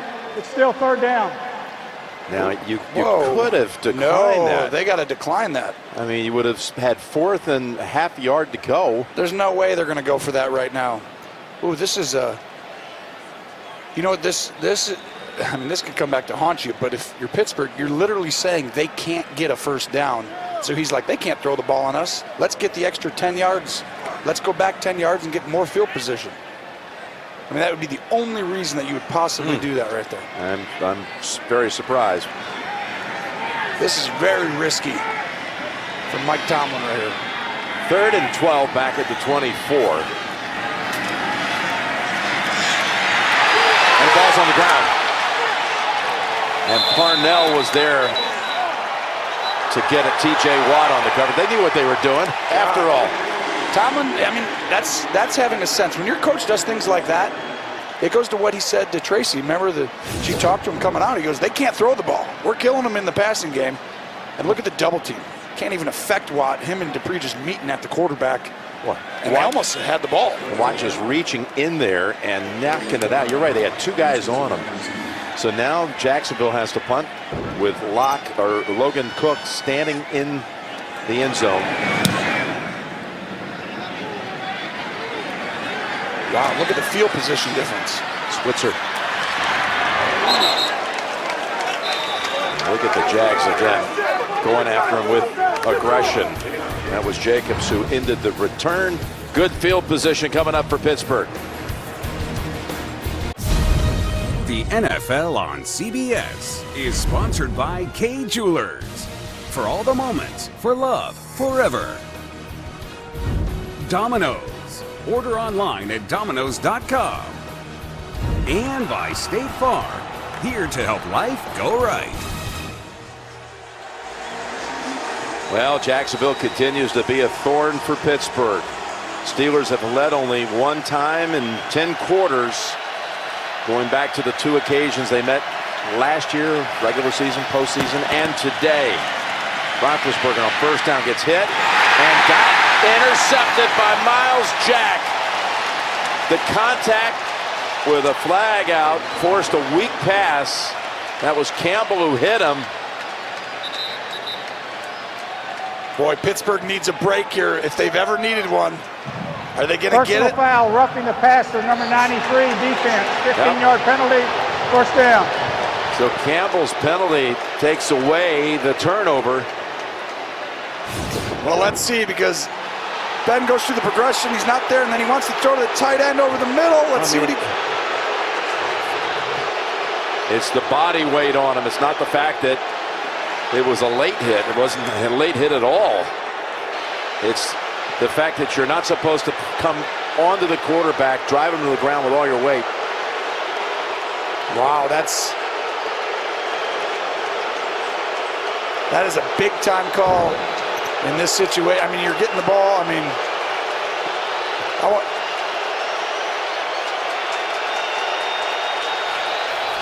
First down at the 40. That's Connor.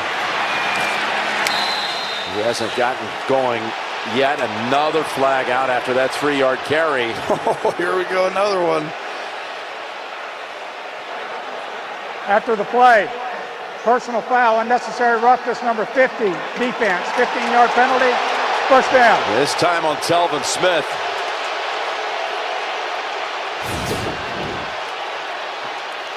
Well, Telvin Smith's going to come in late. Barry Church with a great open field tackle, but going down. I mean, I'd like to see Connor, how close he was to the ground from the other side. I feel like Smith, you can't hit someone on the ground. I mean, that's obvious. Tough to tell from that angle just exactly the timing of when he decided to deliver it. But Jacksonville hurting themselves right now. Big time. Back-to-back personal foul penalties. And this is the deepest point of the day for the Pittsburgh offense. They got to take advantage right now. From the 22. It's Connor able to snag it. Splits defenders down to the 18.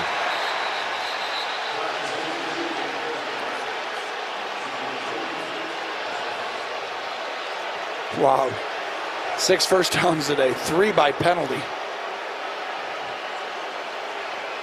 Well, the one that really incited the home crowd here was the one on Campbell. Takes away an interception. I mean, that's going to be the one. If you win this game, it's fine. You lose this game, Jacksonville, you're coming right back to that play. All right, Tony, here you go, pal. You got your red zone information at the ready? Because we got our first snap of the day inside the red zone. Here's Connor. Met at the line. Look at that effort. What an effort it was. And he's got another new set of downs. Well, this is just all effort. Connor, there's not really a hole there. Great job getting away there and then protect the football. I'll give you one. Pittsburgh, an astonishing 22 touchdown conversions in 28 red zone trips on the season. That leads the NFL this season and maybe all time. Every season. I mean, it is incredible, the numbers. And they've got a first down just outside the 11.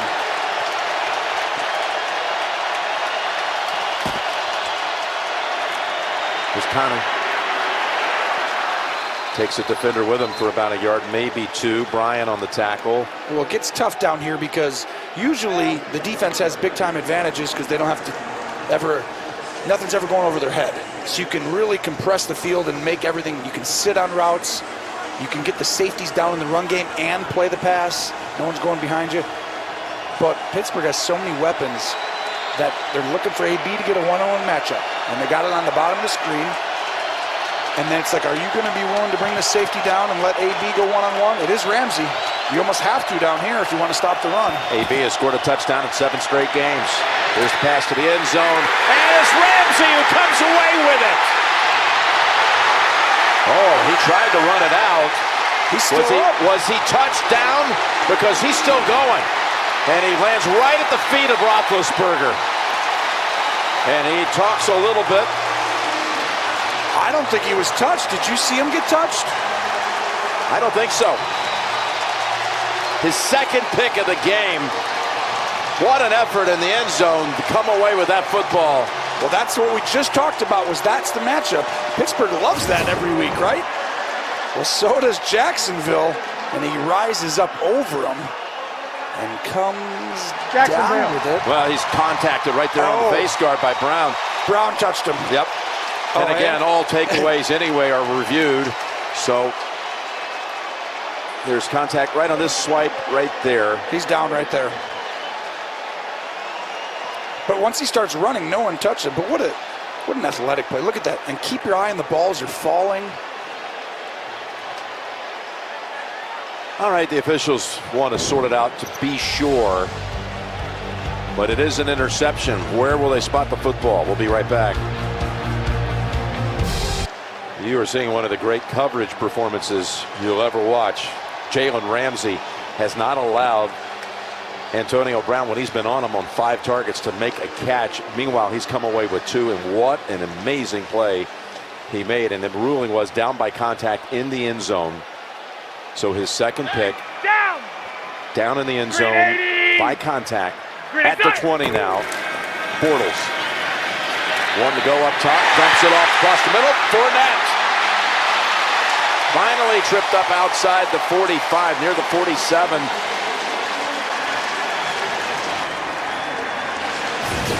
This is incredible. Fournette, it's just a run action that you actually don't have to fake. It's just for protection. So they call it so everyone knows, but they basically tell Bortles, drop back and take a shot down the field. It's 2-man route.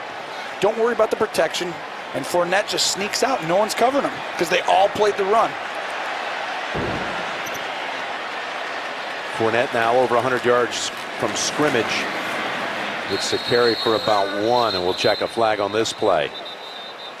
And by the way, that interception by Ramsey This comes after Jacksonville had allowed scores on all 25 opponent red zone drives this year. Not this time. Illegal shift, number 40, offense. 5-yard penalty, still first down. I mean, this is the NFL right here. If you're not prepared every week and you're not ready to go, and the next man behind Tua doesn't step up quite as well, and the whole team doesn't, you can lose any week. And the crazy part is, where's this Jacksonville team been all year? Is it just Fournette? Is it that little? Well, All of a sudden everything just starts coming back quickly? The offense does kind of go through him. He played week 1, but tweaked a hamstring in the win at the Giants week 1, so he wasn't on the field for the win against the Patriots week 2. And though, we talk about the formula and running the ball, keeping, but let's just do an update first, Jim. I like that idea first. We'll get to that thought. But first, JP and Phil, it's all yours. Alex Smith badly injured and out. Yeah, he's out, but Colt McCoy comes in, throws an 8-yard touchdown pass to Jordan Reed to make the score 17-14. Ankle injury to Alex Smith. He'll be out for the rest of the day. Jim Nance, Tony Romo, Tracy Wolfson, back to you. All right, thank you, fellas. You knew that was going to be a great game. That matchup between a couple of division leaders. 3-point lead for Houston in that one. Yeah, that'll be interesting to see. I want to see the end of that. 3rd and 7, open, caught. That's Chark. And he's out of bounds. Hayden tried his best to jar the ball out, but the rookie held on for 10 and a first. Well, this is the way you're going to have to throw it if you're Jacksonville. Drop back, let it go on the sideline. You don't have time to progress through stuff. Chark with a good route. Hayden, who hasn't seen 1 ounce of action his way today, all of a sudden got surprised that a ball came out there. Tried a few uppercuts, too. Get that ball out. Carlos Hyde, the tailback, as they line up in the eye on first down. As Hyde picks up about 4. He's got 7 carries for 41 now. An interesting pickup, and it came with Fournette. They began to wonder when they traded for him is, how long is Fournette going to be out for? So they give up the 5 to the Browns. Hyde had played well at the start of the year for the Cleveland Browns as he came back home in the offseason, signing by way of San Francisco. And they just said the reason you haven't seen much of Hyde production the first 2 weeks in a uniform here, still learning the playbook. Yep. And I think the biggest reason, Hyde doing well today, but look at these 2 tight ends. They're both on the bottom of your screen. Watch them block in this run game. That carry goes to about the 34, back into field goal range for another 3. They've been missing as they go through tight ends and tackles all year, but watch the 2 tight ends and they're blocking right here. This is the key ingredient to me. Look at that. You're creating those 2 guys right there. That's 3-4 yards just simply because those 2 did their job. Nobody else. That's on Watt, on the edge. That was Blake Bell. That's what I'm saying. That when they get good blocking, that's what they had all of last year. They commit on that edge, and that gap is a half a yard deeper, and the running backs always find it. They're getting that today. 3rd and 3. Yeldon comes in alongside Bortles. Bortles spun out of it. Look at that move. What a great move by Bortles. He got away from Hargrave. Picks up the first. And Hargrave gives the wiggle again, and Shatley, the center, is going to get beat quickly, and I mean fast. Whoop. And then Bortles does his magician routine, and really an outstanding play here to get out of that. He goes down there. They're out of field goal range. Oh, that's the same as almost giving the other team the ball back, because your quarterback who gets out of a sack in that position and gets a first down. That stuff just doesn't happen right through the A-gap. Fournette returns. They're going up top. Actually, they're going to Fournette. He's at the 10. He's at the 5. And it takes 2 defenders to bring him down at the 4. Well, this is the same play as before. It's a run action that says, all go, and the running back just going to come out here and turn. But the quarterback doesn't have to run the play action. His job is just to come back and throw a go route. So everyone else runs the play action, and Bortles finds the guy who's covering the back, Edmonds. And he tagged down thinking the running back was going to block. And as soon as you do that, you better hit the quarterback before he finds the running back. 2 plays on that drive to Fournette. for big yardage. First and goal from the 4. This is where they were so tough last year and effective. Again, most of the year without Fournette. He gets the carry, and he gets halfway home. And in our little chat on Friday with Bortles, he jokingly said, "You jinxed us, Tony." Talking about how great we are early in the season. I told him, I was like, "You guys are fantastic in the red zone. What do you think that is?" I got some ideas and blah, blah, and he comes up with some stuff. I think at the core, they ran the ball really well last year. Bortles can also run, so he's an extra guy in the run game. And what you find is that they're 26 in rushing this year. They were number 1 last year in the league. So all of a sudden the red zone offense goes to 28th this year. And you're seeing them line up with the 2 tight ends, a fullback, and that running back.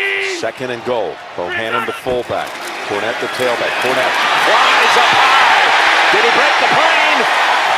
What an effort. Still no signal. I thought he was across. I think he's in. That's got to be a touchdown.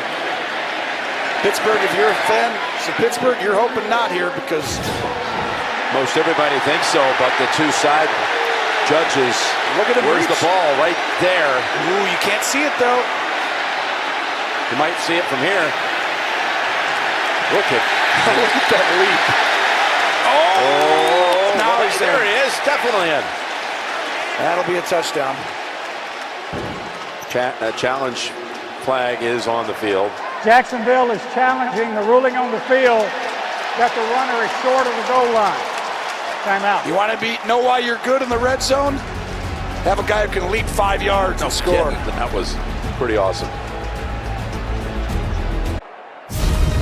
The NFL on CBS is sponsored by Fidelity Investments, where we're redefining value for investors. And by Pepsi, the official soft drink of the NFL. So we're back, and the call on the field overturned. It is a touchdown. I know that's not exactly the way you get most touchdown calls delivered these days, but the league is really intent on trying to move games along, so the officials, once they render a decision, you can be away in the break. They go ahead and tell you, and back home live, you don't get to see it. So it had, as you might expect, a great reaction around here. Extra point, Lambeau good. So from a end zone interception at the other end to a touchdown at the other side. Started with this. Ramsey putting up a phenomenal performance. And then here's the touchdown that was not ruled a touchdown on the field. The officials' view blocked. You see he broke the plane. And you're seeing a couple incredible performances by Ramsey. I mean, he takes off from the 4, does his best Michael Jordan from the free throw line impersonation. But I can tell you that was after they announced the touchdown. Team photo. Team photo. Very.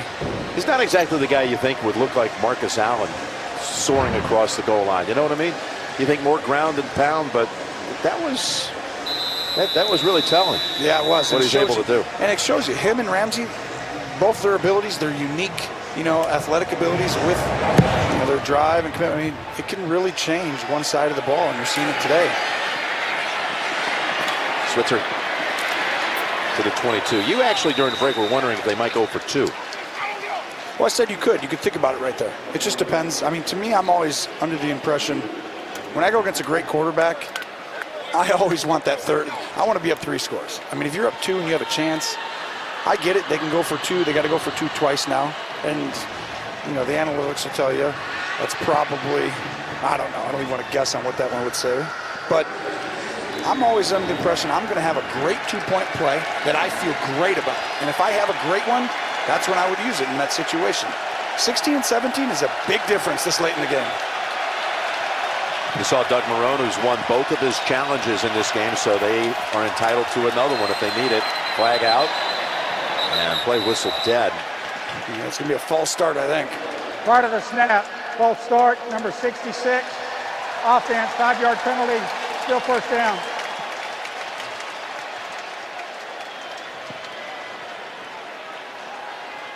So Roethlisberger in the second game against Jacksonville last year threw for nearly 500. and 5 touchdowns. But how much does this look similar to that game week 5 last year? Again, both those games last year at Heinz Field. You asked him about that game that he just circled, the 5 interceptions. Yeah. And you said, was that the worst game of your career? And he said one of, but I think Are you looking at one? Maybe a new one. I was going to say, this one's got to rival that. He threw at least for 320 yards in that game. So right now, this one's every bit as bad. He's got to put him on his back here as they come down the stretch. He did have in the 5 interceptions, 2 of them run back for touchdowns. And at the end of the game, Fournette broke 190 yards to seal it in a 30-9 romp. Well, remember, the 1 interception was called back here on the late hit, so he kind of caught a break, although the interception's still on the same drive. 2nd and 9. He's got a man wide open. It's Brown. Wide open, a flag down with contact away from AB, and he is able to get past Ramsey at the end to go 78 yards. If you ever needed a play, it was now. The big question is, I think it's going to be a penalty on Jacksonville. I do too. It was James Washington who was tangled up with a Jaguar defender. That's where the flag came out. And what a throw and ability to buy time. Roethlisberger says this ain't going to be one of my worst games. Pass interference, number 42, defense. That penalty is declined. The result of the play is a touchdown. Well, that happened on the very next play after you suggested that. I said, let's score. It's time. Touchdown, right? And now you got to go for 2 as we move forward. But watch, AB runs a simple curl, and then he feels the safety. That's really what separates it. Antonio Brown just feels where people are at, and as soon as he sees Ben not throw that, he kind of found the soft spot in the defense where the safety left, and then Ben throws it as far as he can. Before being taken down by Taven Bryan, but it's a 78-yard touchdown. And here we go for 2. Yep, as you have to. Jacksonville's going to look real smart if they don't get this, going for 1. Jalen Samuels, rookie, now sent into a slot on the left.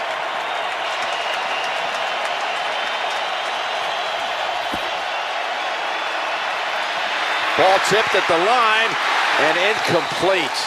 That was tipped at the line by Darius. And it's a 10-point margin.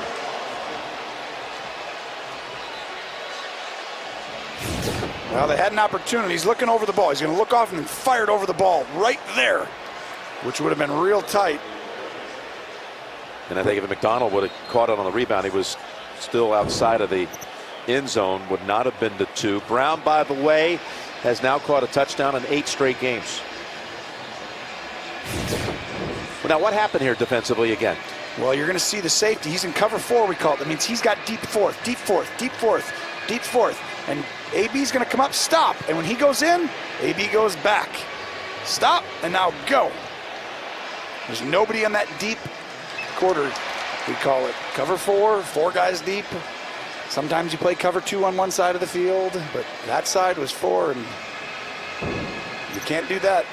You could see the disappointment in Ramsey once Brown was able to wiggle past him at the 5, as he didn't have any help. Well, that wasn't his play. Yep. That was not on Ramsey. Right there, that's like I said, that's the safety's deep. He's got a quarter of the field all the way to the end zone. Nothing gets behind you. And he let him get behind him. I think it was Gibson, actually. So, Thanksgiving Day, Tony, let's go see a little football. Up in Detroit, we'll be there for Chicago and Detroit. Kick off your Thanksgiving holiday with family and football. The NFL today at 12 Eastern on CBS. Here's a look at what the quarterbacks have done so far in this game. And you see Bortles without a pass being intercepted. He has now, with 16 throws in this game, he's up to 116 consecutive passes without a pick. It's the longest stretch of his career. Fournette, he's going nowhere. Edmonds along with Dangerfield.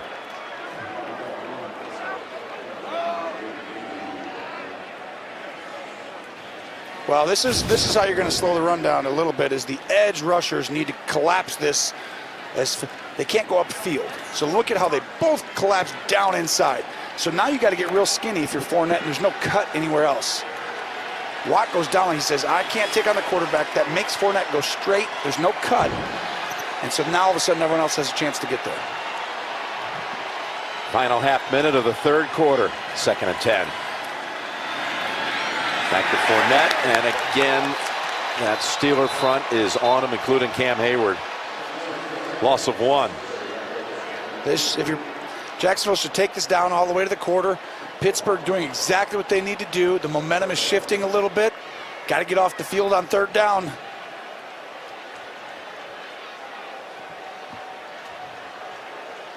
Fournette stacked up the last 2 plays as Ben looks at some of the coverages on the tablet. We've got 15 minutes to go. Jacksonville having lost 5 straight. Up 10 after 3.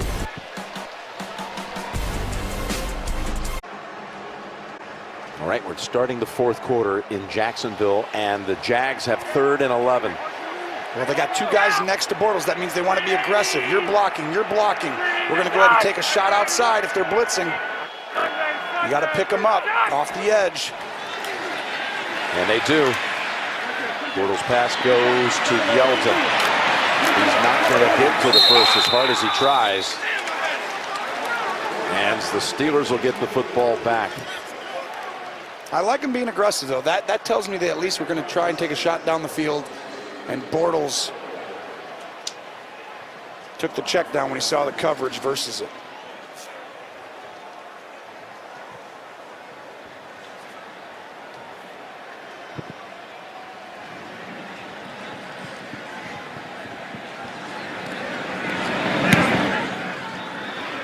Switzer shielding his eyes from the sun.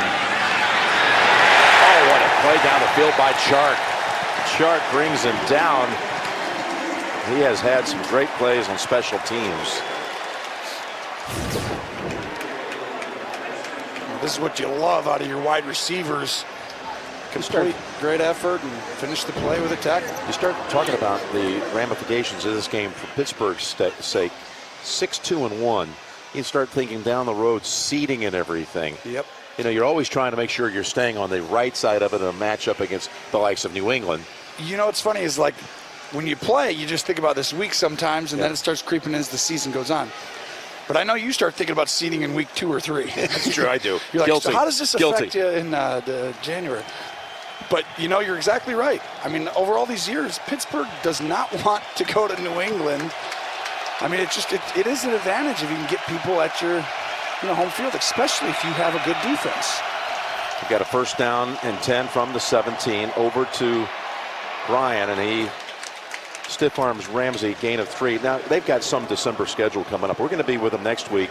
National doubleheader game against Denver, at Denver. But then it's the Chargers come to Heinz Field. New England, December 16th. We'll be there for that one. At New Orleans the following week. It's a brutal schedule. Yeah, you don't want to drop one, right now. And I do think, remember all those years, the Colts, and it was Peyton Manning and Tom Brady a lot of those years, and then obviously Pittsburgh was right in the mix. Well, now it's kind of like that these last few years with Pittsburgh and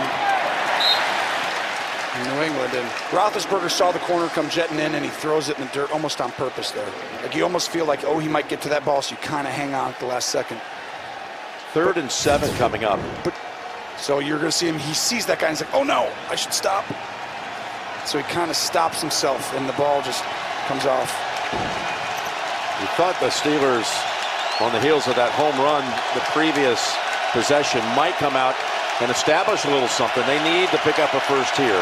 It's just not easy. It's hard to do. They're double teaming Antonio Brown at the top of your screen. Roethlisberger, they've got him wrapped up. Campbell, along with McCray. First sack of the game for Jacksonville. It's a coverage sack, and actually, Antonio Brown was one-on-one, and I thought for sure they'd double him on a big 3rd down, but that tells me that they think Ramsey's having a day, which he is, and Ben trying to do a lot. And really, if he goes back, he's like, I've got it. You got to take on that matchup. Otherwise, the game's going to be really hard if you're not going to throw it over there when it's one-on-one. And it's been hard so far today. Short boot, 47, Westbrook. Westbrook runs into a pile of Pittsburgh players, but what a starting point for the Jags at the Pittsburgh 40 after that 41-yard punt. Coming up after the game, the State Farm post-game show, all the scores and highlights of what's happened here in the early action. Cincinnati and Baltimore playing a tight one in Baltimore. That's an important one, really, as Cincy coming off that performance where they got blown out last week. Divisional game for those two. Baltimore quarterback change, Lamar Jackson starting today. All those updates. Washington's taking the lead on Houston, and a good one, 21-20. Coming up on the State Farm postgame show. Well, you gotta run some clock here. This needs to be handoffs. This is not the time to take deep shots down the field yet. It's Fournette. And it's Chickalo along with Dangerfield, who's come up to make a couple of plays in this game. You've seen the adjustment out of Pittsburgh. They're going to really slow this run game a little bit. I would get and spread them out. Now hand off, as you see the comparison of the two, and Connor's been held in check today. Kind of been taken out of the game a little bit for the way this game has gone. He's 9 for 25. 3 catches for 7. I want to see him getting gun and get back. Bortles all of a sudden keeps one. You know, you're going to hand off, and then he keeps it on the edge, and he runs for 12. Second and 7. Bortles wanted a deep shot, and he gets taken down instead at the 50. Williams and Hayward combine on that one. Big-time play by Pittsburgh. Williams blitzing, and Hayward just keeps pushing the pocket. And Bortles just got to get that out of your hand to the sideline. I mean, you're almost in field goal position. Exactly. I mean, you literally need 5 yards, maybe, not even. So now all of a sudden now you need to get 10, 12 yards to have a realistic shot. And maybe you'll go for it. Right here, you're telling him in your ear, you're saying, listen, if we get within 3, 4 yards, we might go for it, might carry field, but you don't have to get a first down. Even if we have to punt here, no turnovers. They were going to run it with Yeldon, which they had done earlier in the game on a 3rd and 10 Prior to play. snap, Jacksonville calls its first. Timeout, Jacksonville. That 3rd and 17 play will come up on the other side.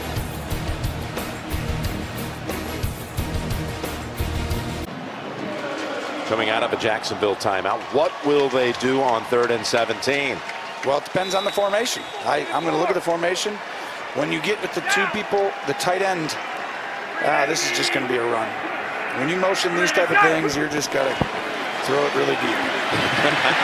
Nice audible on your end. But how about that? The 5th sack of the day by the Steeler defense. Hayward this time. I don't understand a couple of these calls because I really didn't like the 2nd down call. You're given 2-man route, and Bortles has to keep that ball. And then here, you can't block anybody. There's no one helping in protection. You have one running back, and you got, no time for this quarterback. He can't get 17. He can't wait for guys to get 17 yards downfield. I mean, you got to at least protect him if you're going to really try and get down the field that far for anything. To me, if you're getting that formation, you're handing it off. Hoping they guess wrong with their formation. Punted away. Bounces at the 20. Favorable bounce for the Steelers.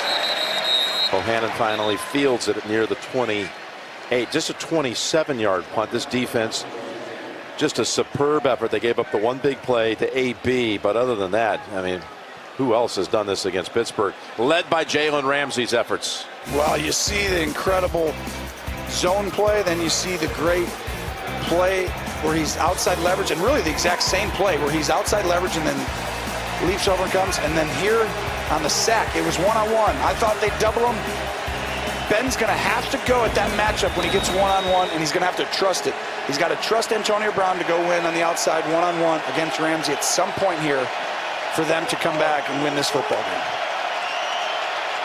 The problem is he hasn't given them a ton of plays. I mean, it's been like 5 not good, 2 good, 3 not good, 1 good. Empty backfield on first down.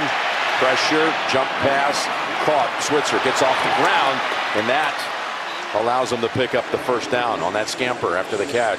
So what you're seeing is not a lot of pocket space. Roethlisberger has to get through the progressions, but he's throwing without being able to step into the throw.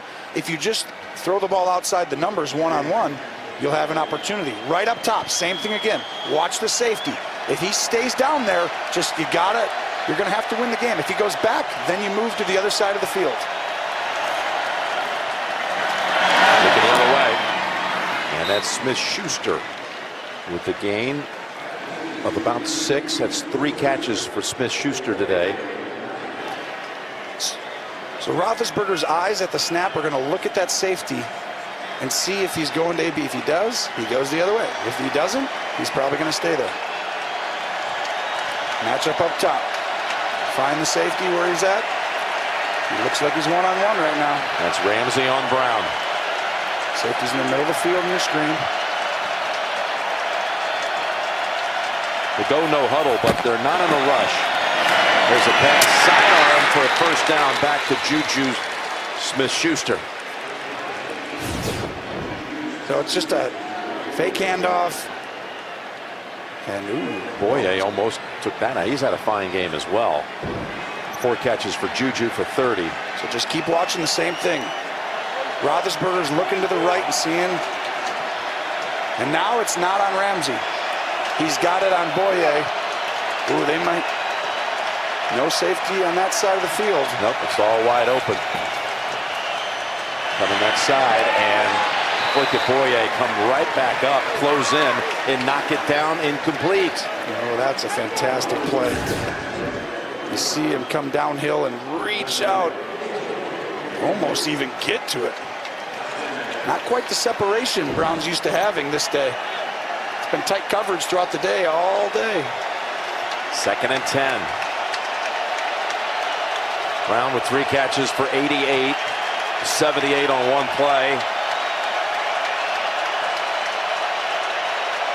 Ben signals the receivers at the bottom, gives them a 2-man route combination. And they got another sack. Ngakoue.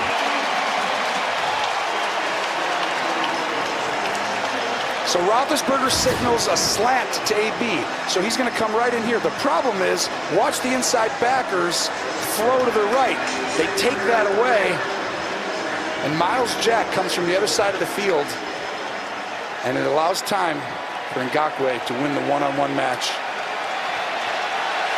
That could have possibly been the old one they called on Ngakoue earlier, where you're not supposed to have your full body weight on the quarterback, but no flag. 3rd and 18.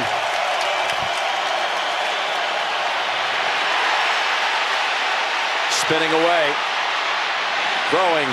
Caught. And it's going to be 4th and about 6. That's Switzer with the catch. Do you go for it now? Absolutely, you go for it. Half a quarter to go. I go for it, and I get up on the ball, and I'm as a quarterback, I'm putting him in a position, and I'm going to call the play here. I'd be like, stop talking, coach. I'm going to get up and see what they're in defensively. I've watched them all game. I'm going to make them think I'm calling something fast, so I know what coverage it is. Great effort by Ben on that last play to escape a sack and pick up 13 out of nothing. And here we go with 4th and 5 on the way.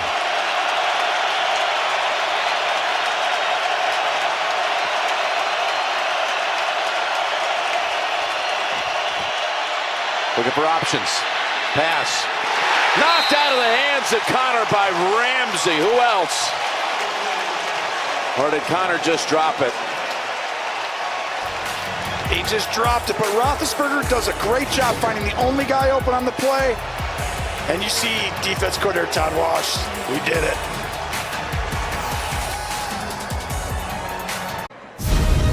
The NFL on CBS is sponsored by Corona Extra.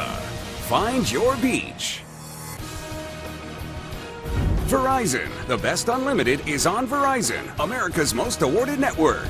And by FedEx, possibilities, what we deliver by delivering. 51, down. Jacksonville takes over on downs. As their defense again rises to the occasion on a 4th down stop. They've also been brilliant on 3rd down. Hey, I want to bring in Gene Steratore on the Ngakoue sack. We saw earlier in the game they called him for roughing the quarterback. Then there was another one just a moment ago. Gene, what did you see there?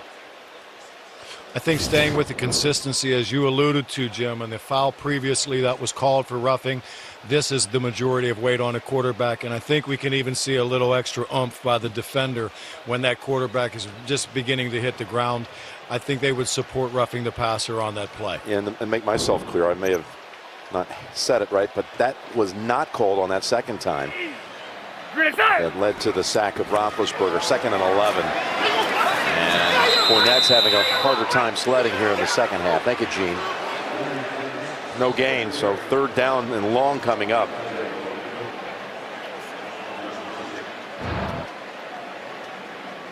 The 2 plays were almost identical. Yeah. The one they called, the one they didn't. Yeah, they were close. And I mean, really, you're at the mercy of it's just so fast, bang, bang. You really don't know. You know, it's like, did he really get that weight there? Or was it because we were watching it in slow-mo? I mean, it's tough. It's just like, it's not an easy call to make.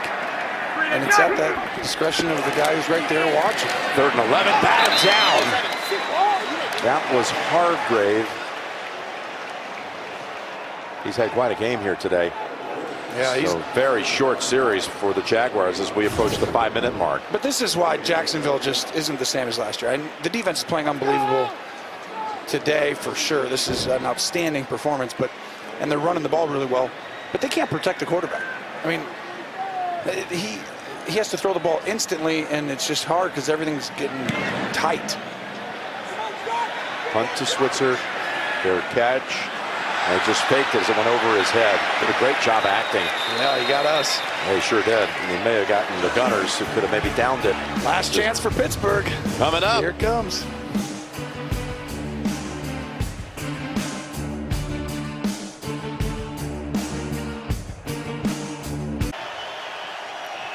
As you said, last stand, down 2 scores. Steelers take over at the 20 after the touchback.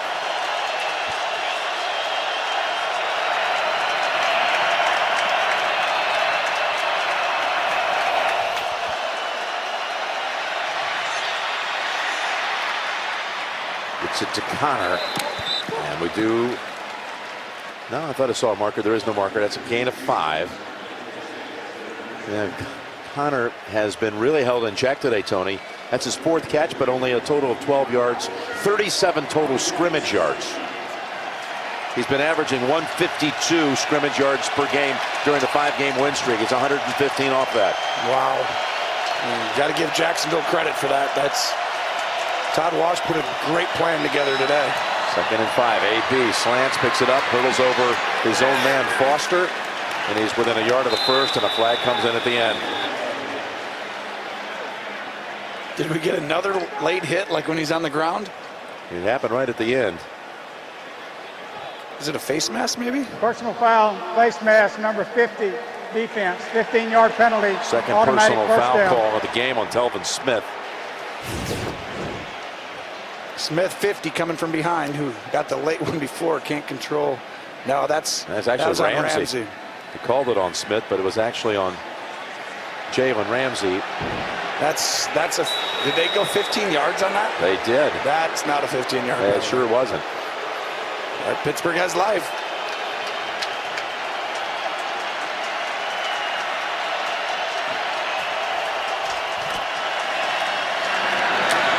Smith-Schuster waiting for it.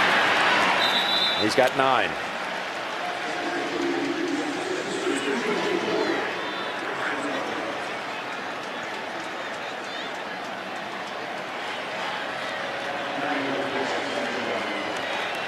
Tomlin's defense has really kept them in the game, because as much as they were beaten up with the run in the first half, they still down total yards given up, only 237 for the day. They kept them in it for sure with all this. 5 sacks. Look at this. Is that caught? Yes, it is. Smith-Schuster with Ramsey on the coverage, airtight. Well, this is shocking because he had the option to go against Ramsey or Antonio Brown down here against Boye, and he chose to go up top, and he wanted that back shoulder.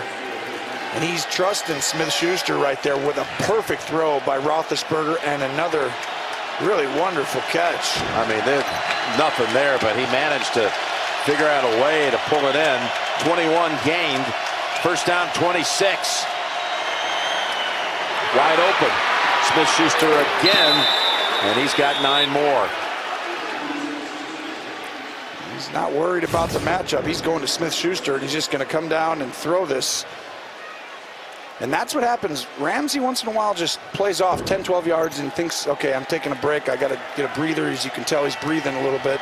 That's what he does. And when he does that, if you can catch it as a quarterback, you can throw a, one step, just stand there, smoke, we call it. Turn, catch it, and get 5 to 10 yards quickly. Inside the 20 with 3 minutes and change.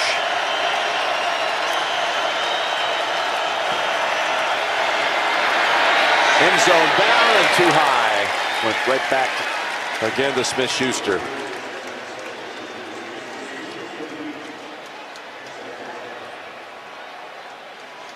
Going to have a 3rd and 1 coming up. Jacksonville's challenging you. They're basically saying, we're one-on-one outside. We like our matchups. Keep going. 3rd and 1, and now it's a situation where time is not your friend, so you're looking to score, but you have a ton of time. I'd still be looking at getting this first down for sure here. I may not. I'd have a back in the backfield because you could run this versus this look. Got the first down with Connor. And he's able to hang on for about 6. Quickly get back on the ball if you're Pittsburgh. That was a pick play, almost like a running play. And now you take your shot quickly. Snap this ball. You've got to score this before the 2-minute warning for sure. You don't have to get the touchdown on this play, but you really do need to snap these balls quickly. Snap it.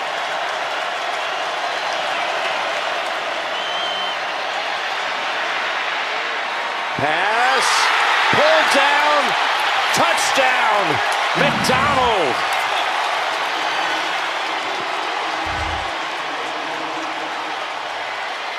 Tremendous effort right over Telvin Smith. Oh my gosh, it's a perfect throw. Roethlisberger, McDonald's going to go up, and he has to float it over Telvin Smith and keep it in bounds. Oh, look at this, the spot with the safety Gibson underneath. And then an incredible effort to bring it down in bounds. Make sure he's in. 1, yeah, he's in for sure. Wow. That's not what you see by every tight end in the league. That's why, as we mentioned, Tomlin said this guy can be dynamic. Oh, he does it all. He blocks, he runs, oh, we got ourselves a game now. Yep, Pittsburgh has all of its timeouts. They're going to kick it deep and force him to get a first down. There's Boswell trimming it to 3 with 2:28 to play. It's only a matter of time before they started to get moving. Roethlisberger had 66 yards passing through the first 43 minutes of this game. And since that time, 182 yards and 2 touchdown passes.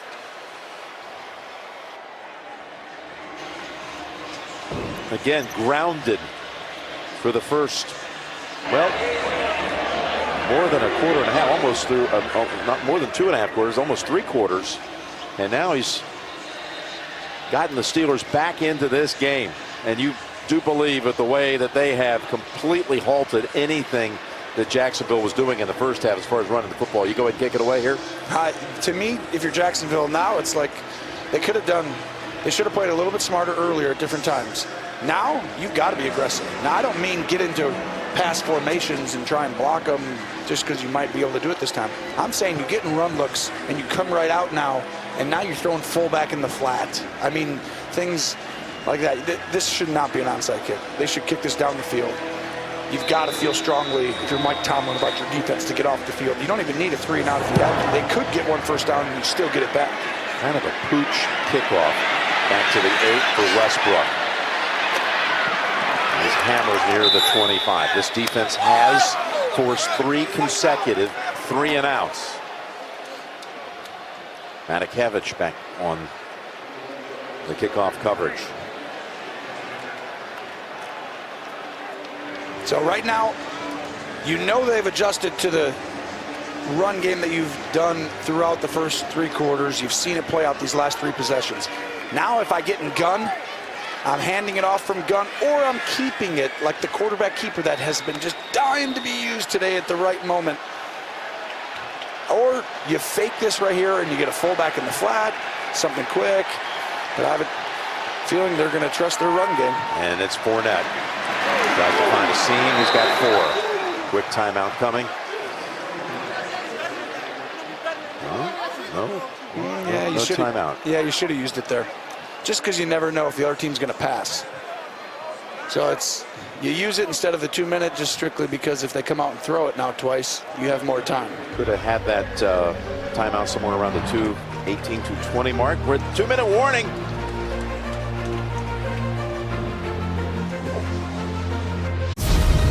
The NFL on CBS is sponsored by Bud Light, reminding you not to drink and ride your horse.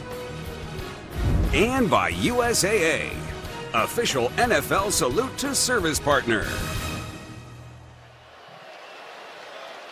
2 minutes to go. Jacksonville trying to end a 5-game losing streak. Pittsburgh trying to find a way to extend its 5-game winning streak. Well, if you're Pittsburgh, you better stop just the mash run up the middle. 2nd and 6. There is that run up the middle, and Fournette had an extra yard out of it. A timeout called instantly at 1:55 with a 3rd down on the other side of that time.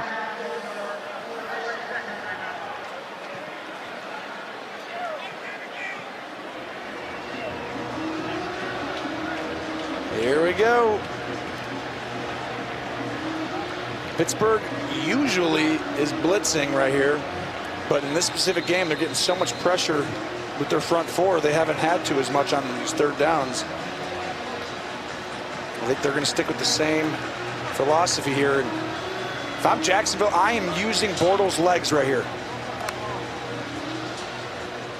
I'm finding a way to fake the handoff to my running back, and I'm going to keep this, or it's like I have a run-pass option. Going to go shotgun with Fournette, the running back. And they will go Fournette. He is met right away. Only a gain of 1. Another 3 and out. That's 4 times in a row. Vince Williams. And a timeout called at 1:50. So what I wanted was this exact formation, but I wanted Bortles to keep it. Fake the handoff, and you keep it. Watch how these guys both play into the run. You're going to see Dupree and them go down. If you keep that, you're on the edge out here, and you use the running game all day against the other team. And they're going to look at that and be like, oh, I should have just kept that one right there. 1 timeout, down 3, minute 50. Did you think they had a chance to get back at about 6-7 minutes? No. When they went for it on 4th down and got stopped in the 4th quarter, I thought that might be it. You never know in this league, as you were saying during the break. Yep. Never can say it's over or a season's over. Crazy thing about it, Switzer is the returner. Kenny's going to field it at the 32. Great opportunity for Pittsburgh now. They got all the momentum going. You saw, though, it wasn't easy last time. I'll let you go with a little State Farm. Well, you did a State Farm post-game show's coming up. I want to watch it too, because there have been some great finishes already. Dallas winning at the wire on a field goal to beat Atlanta. 2 straight road wins for the Cow. All the rest, scores and highlights coming up. The JB and the Crew State Farm post-game show. So what happened was on the last drive, Roethlisberger had to make 2 or 3 very difficult throws. The sideline back shoulder to Juju Smith-Schuster on Ramsey, and then the touchdown. He's going to have to do it again on this drive. It ain't going to be easy.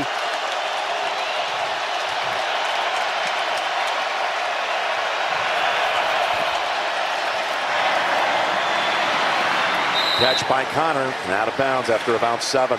You can't give that up. Jacksonville needs to be aggressive. They shouldn't give up.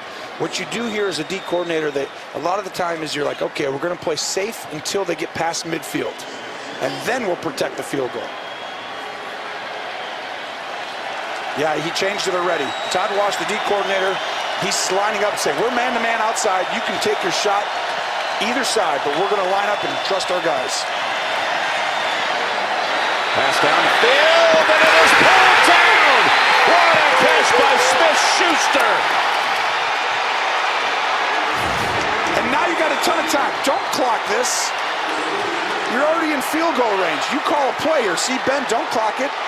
What a play by Smith-Schuster, though, and a call by Roethlisberger on the side. It's a double move, and you know what? Wow, he used that against him, their aggressiveness, perfectly. Smith-Schuster with 2 big-time catches in this quarter. He's over 100 now on 8 receptions. Able to mix up that time. And Bouye came in for a diving attempt at the pick. Well, Connor's going to run a flat route, and he's just looking at the video board for some reason. You got to turn around. That could have been a catastrophe. Already in tying field goal range, but a chance to do a whole lot more with 59 seconds. Can't take a sack if you're Roethlisberger here. They're obviously rushing on every single play. You do have opportunities one-on-one again outside. Either way, you could throw a touchdown or to the end zone at least. 2nd and 10. Escapes heavy pressure, lofts it, got a man open. Connor drops a touchdown.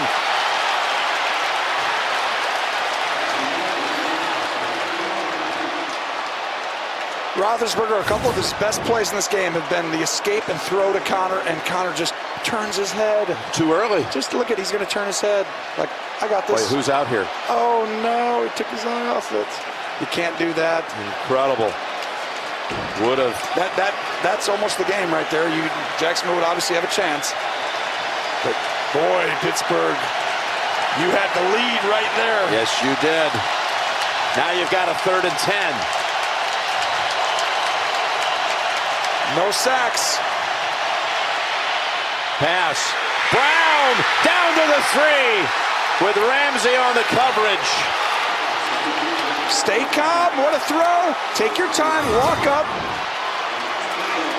And wow, it was a pick route. And then Brown, like I said, he keeps finding the soft spot. That's not the route. He just kept angling it up. Roethlisberger now is getting up. You can hand this ball off or throw a fade up top. He's going to look and see if he's got one-on-one up here. Clock set at 22 seconds. Oh. Oof. That was to calm everybody down, but I don't love that call. You have a timeout. You don't. Got them on their heels, and you had one-on-one outside. I thought with as much time as they ran off that they were setting up a running play, perhaps. Well, you could have. You could have just ran it right there, called timeout, and thrown it twice. Okay, here you go. 2nd and goal. Connor flanking Roethlisberger. You can run this if you wanted to. Just, they like their passing game. They're going to trust it. Roethlisberger looks for another option. Sidearms it. Intercepted in the end zone. My goodness, flag is out. That's Hayden with the football. Oh my gosh. Oh, it's going to be on Hayden. He pulls Switzer's helmet, I think. But is it incidental contact that they call him? I mean, this is a game-deciding call right here. Yeah, it's over. Pittsburgh win. They're going to lose the game if this call goes against them. And it's not good for Pittsburgh that this is taking this long. That's not a good thing when a guy gets, a penalty like that in the end zone. He's talking about grabbing. Did he wipe it or did he grab it, I think they're saying. Well, the way he's gesturing, you would think it was a grab. And okay, here it comes. Prior to the pass, personal foul, grabbing the face mask, number 25 of the defense. That'll be half the distance to the goal, automatic first down. they'll be at the 1-yard line with 15 seconds. And he does. It's right here. You're going to see in the slot, Hayden's on Switzer, and Switzer gets inside and he runs out and then comes back in, and right there, he grabs that helmet. And I'm telling you, Pittsburgh, you got to run the ball. Just line up and run this. The gaps are there for you to run it in. You have a timeout. Will you just give it to Connor to finish it off on the week where Le'Veon Bell's saga finally came to an end? Well, and they put the football in the future in the hands of Connor, who flanks Roethlisberger. Remember, Pittsburgh has a timeout if they do run it.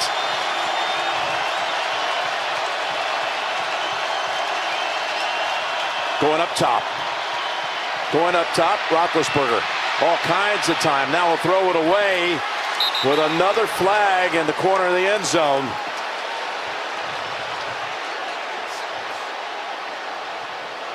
Prior to the pass, holding number 21, defense, half the distance to the goal, automatic first down.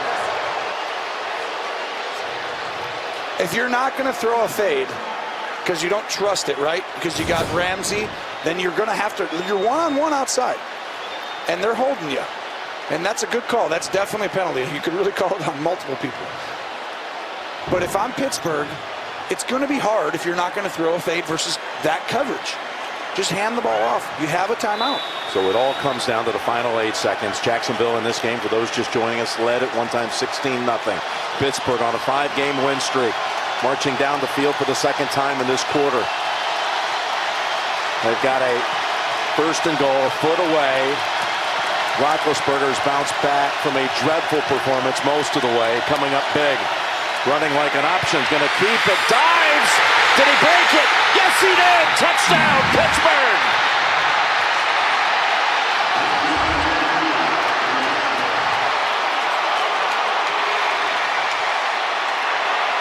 An improbable, incredible comeback from Pittsburgh. That the emotional whirlwind of the last 7 minutes of this game.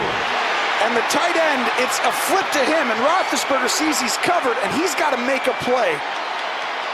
And for him, it's going to be close, so watch the knees. To make this play, yeah, he broke it. He's in, I think. Back it up a little bit. Had to beat Miles Jack right here. Watch the knee. That's in. Touchdown, Pittsburgh. Devastating loss for Jacksonville after they played their best game of the year. It wasn't exactly a John Elway helicopter flip into the end zone. He wears number 7 because Elway was one of his heroes growing up, but what an effort by Ben in the late stages of this game. It's close, but it looks into me, doesn't it? I mean, just the ground level replay right here. He's got to move out of Filer's way. You can see he's right there. The nose of the football's breaking it. It's a touchdown. What a drive. And to overcome the drop from Connor, no one's happier than Connor. A couple of drops today. And you cannot believe, for those of you who watched this entire game and those who didn't, the performance Jacksonville put up, Jalen Ramsey put up with 2 picks, that they would not win it in the end. I mean, their season truly on the line. And here's the call. The ruling of a touchdown is confirmed. Incredible. Hats off to this team who found a way. Well, I tell you, Ben put him on his back down the stretch in this 4th quarter, and we said it with 8 minutes to go. You can see as he's fighting for the goal line, Matt Filer got a little bit in his way, kind of turned his head a little bit, and he had to slide off of that to bring it home. Now the extra point, Boswell. Just they've reset it to 5 seconds. And 20-16. 2 touchdowns in the last 2 minutes and 28 seconds. Well, he started to attack him outside the numbers, and you were going to have to go at Ramsey and Boye at some point if you're going to move the ball, and they did it on these last couple drives. And look at this play by Ben. Watch his head get turned here, and he still knew what he had to do. But the great thing is a lot of quarterbacks right there in that specific play, you could throw that away in the dirt, right? Because he's covered. It's a tight end, but it's just turns it up, and he knows he has a timeout. That's smart, and you see the Jags devastated.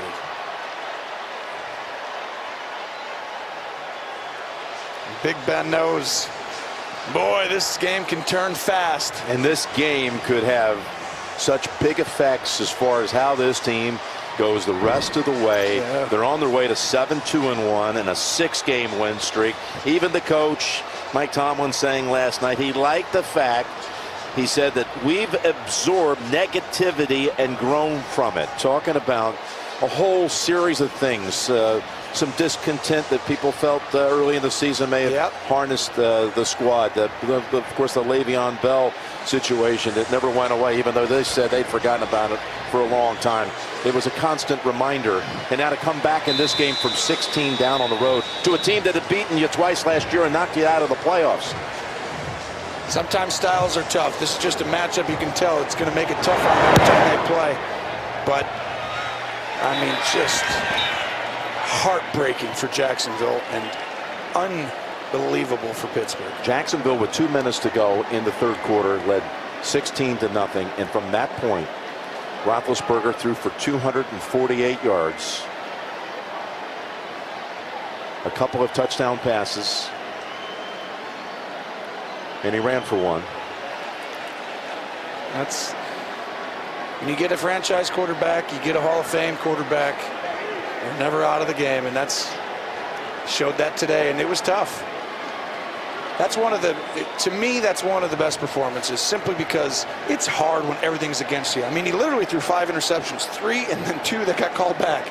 But do you know how hard that is mentally to like keep going and just to keep firing and then to get your team when you need to? And you could tell he's emotional. That's a big time win for him. And just keep this thing going the way they are. That could be huge, like you said, at the end of the game, or at the end of the season when it comes down to it. We talked about Indianapolis all those years against New England, right? Well, it's kind of now coming back with Pittsburgh having that chance every year, trying to get that home field advantage. You know, timeout called before a desperation play from Jacksonville. We've seen all the dejection on the Jaguars sideline, all the head shaking, the shock, really, seriously. The way things were playing out in the first nearly 3 quarters of this game. They were looking very much like the team we saw last year make it all the way to the AFC title game. The team that led with a quarter to go in the game at Foxborough by 10 points before Brady led the Patriots back. So one last absolute Hail Mary. You can't Hail Mary. You got to throw a screen. Ball on the ground, recovered by Pittsburgh and the Steelers. That was Cameron Hayward who ends up with the football. And Ben Roethlisberger and the Steelers have to have one of the most satisfying wins in a long time.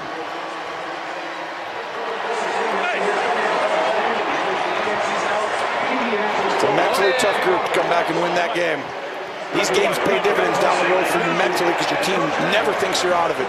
You always think you can come back, and there'll be another time this season they'll be in a situation that they got to come back and win, and this will show them they can do it.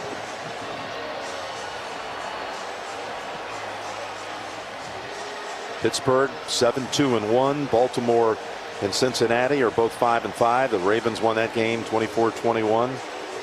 Houston's win streak is now at 7 with its win on the road at Washington. Indianapolis and Andrew Luck, they're motoring along with Tennessee, the victim of the Colts today, at 5-5. There's Jacksonville. Heartbreak. Let's go down to Tracy. Thanks a lot. And Ben, you carried this team on your back down the stretch there. And then with 8 seconds to go with 1st and 1, the keeper literally. So what was the thought process, though, on that final play call? Well, I think I actually hurt the team more most of the game. But really, it's how you finish. You know, so many guys stepped up today. Thank the Lord upstairs. Guys just never quit. You know, we fought to the end, and we got down the field. Guys made plays. I got to take my hat off to the O-line. I mean, this is a great defense, and they did an awesome job. And Juju stepping up on that last couple drives, making plays for us. And the last, we had a timeout. We had a little room. I was by far I was not the first option or the second, but it kind of opened up, and I saw the end zone, wanted to get in. How satisfying is a win like this? We saw how emotional you got on the sideline. We saw you talking to Juju over there, but how satisfying to come back after such a difficult game throughout? It was that. It was difficult, and a lot of credit to them for that. This is a good football team. You know, there's a lot of trash talking going on. I heard it a lot from some of those guys, 50, 20, all those guys. So it's good to find a way to win at the end. Appreciate the time. Congrats. Appreciate it. Thank you. They've only lost one, thank you, Tracy, one time in their last 17 regular season road games. 15-1-1. That's incredible. 15-1-1 on the road. And Roethlisberger was incredible that last quarter and 2 minutes as his team fought back on what looked like a Jacksonville day. 6-game win streak, memorable victory for Tony and Tracy. Jim Nantz saying so long, and we'll take it back to New York for all the scores and highlights right after this. The Steelers take it in a thriller.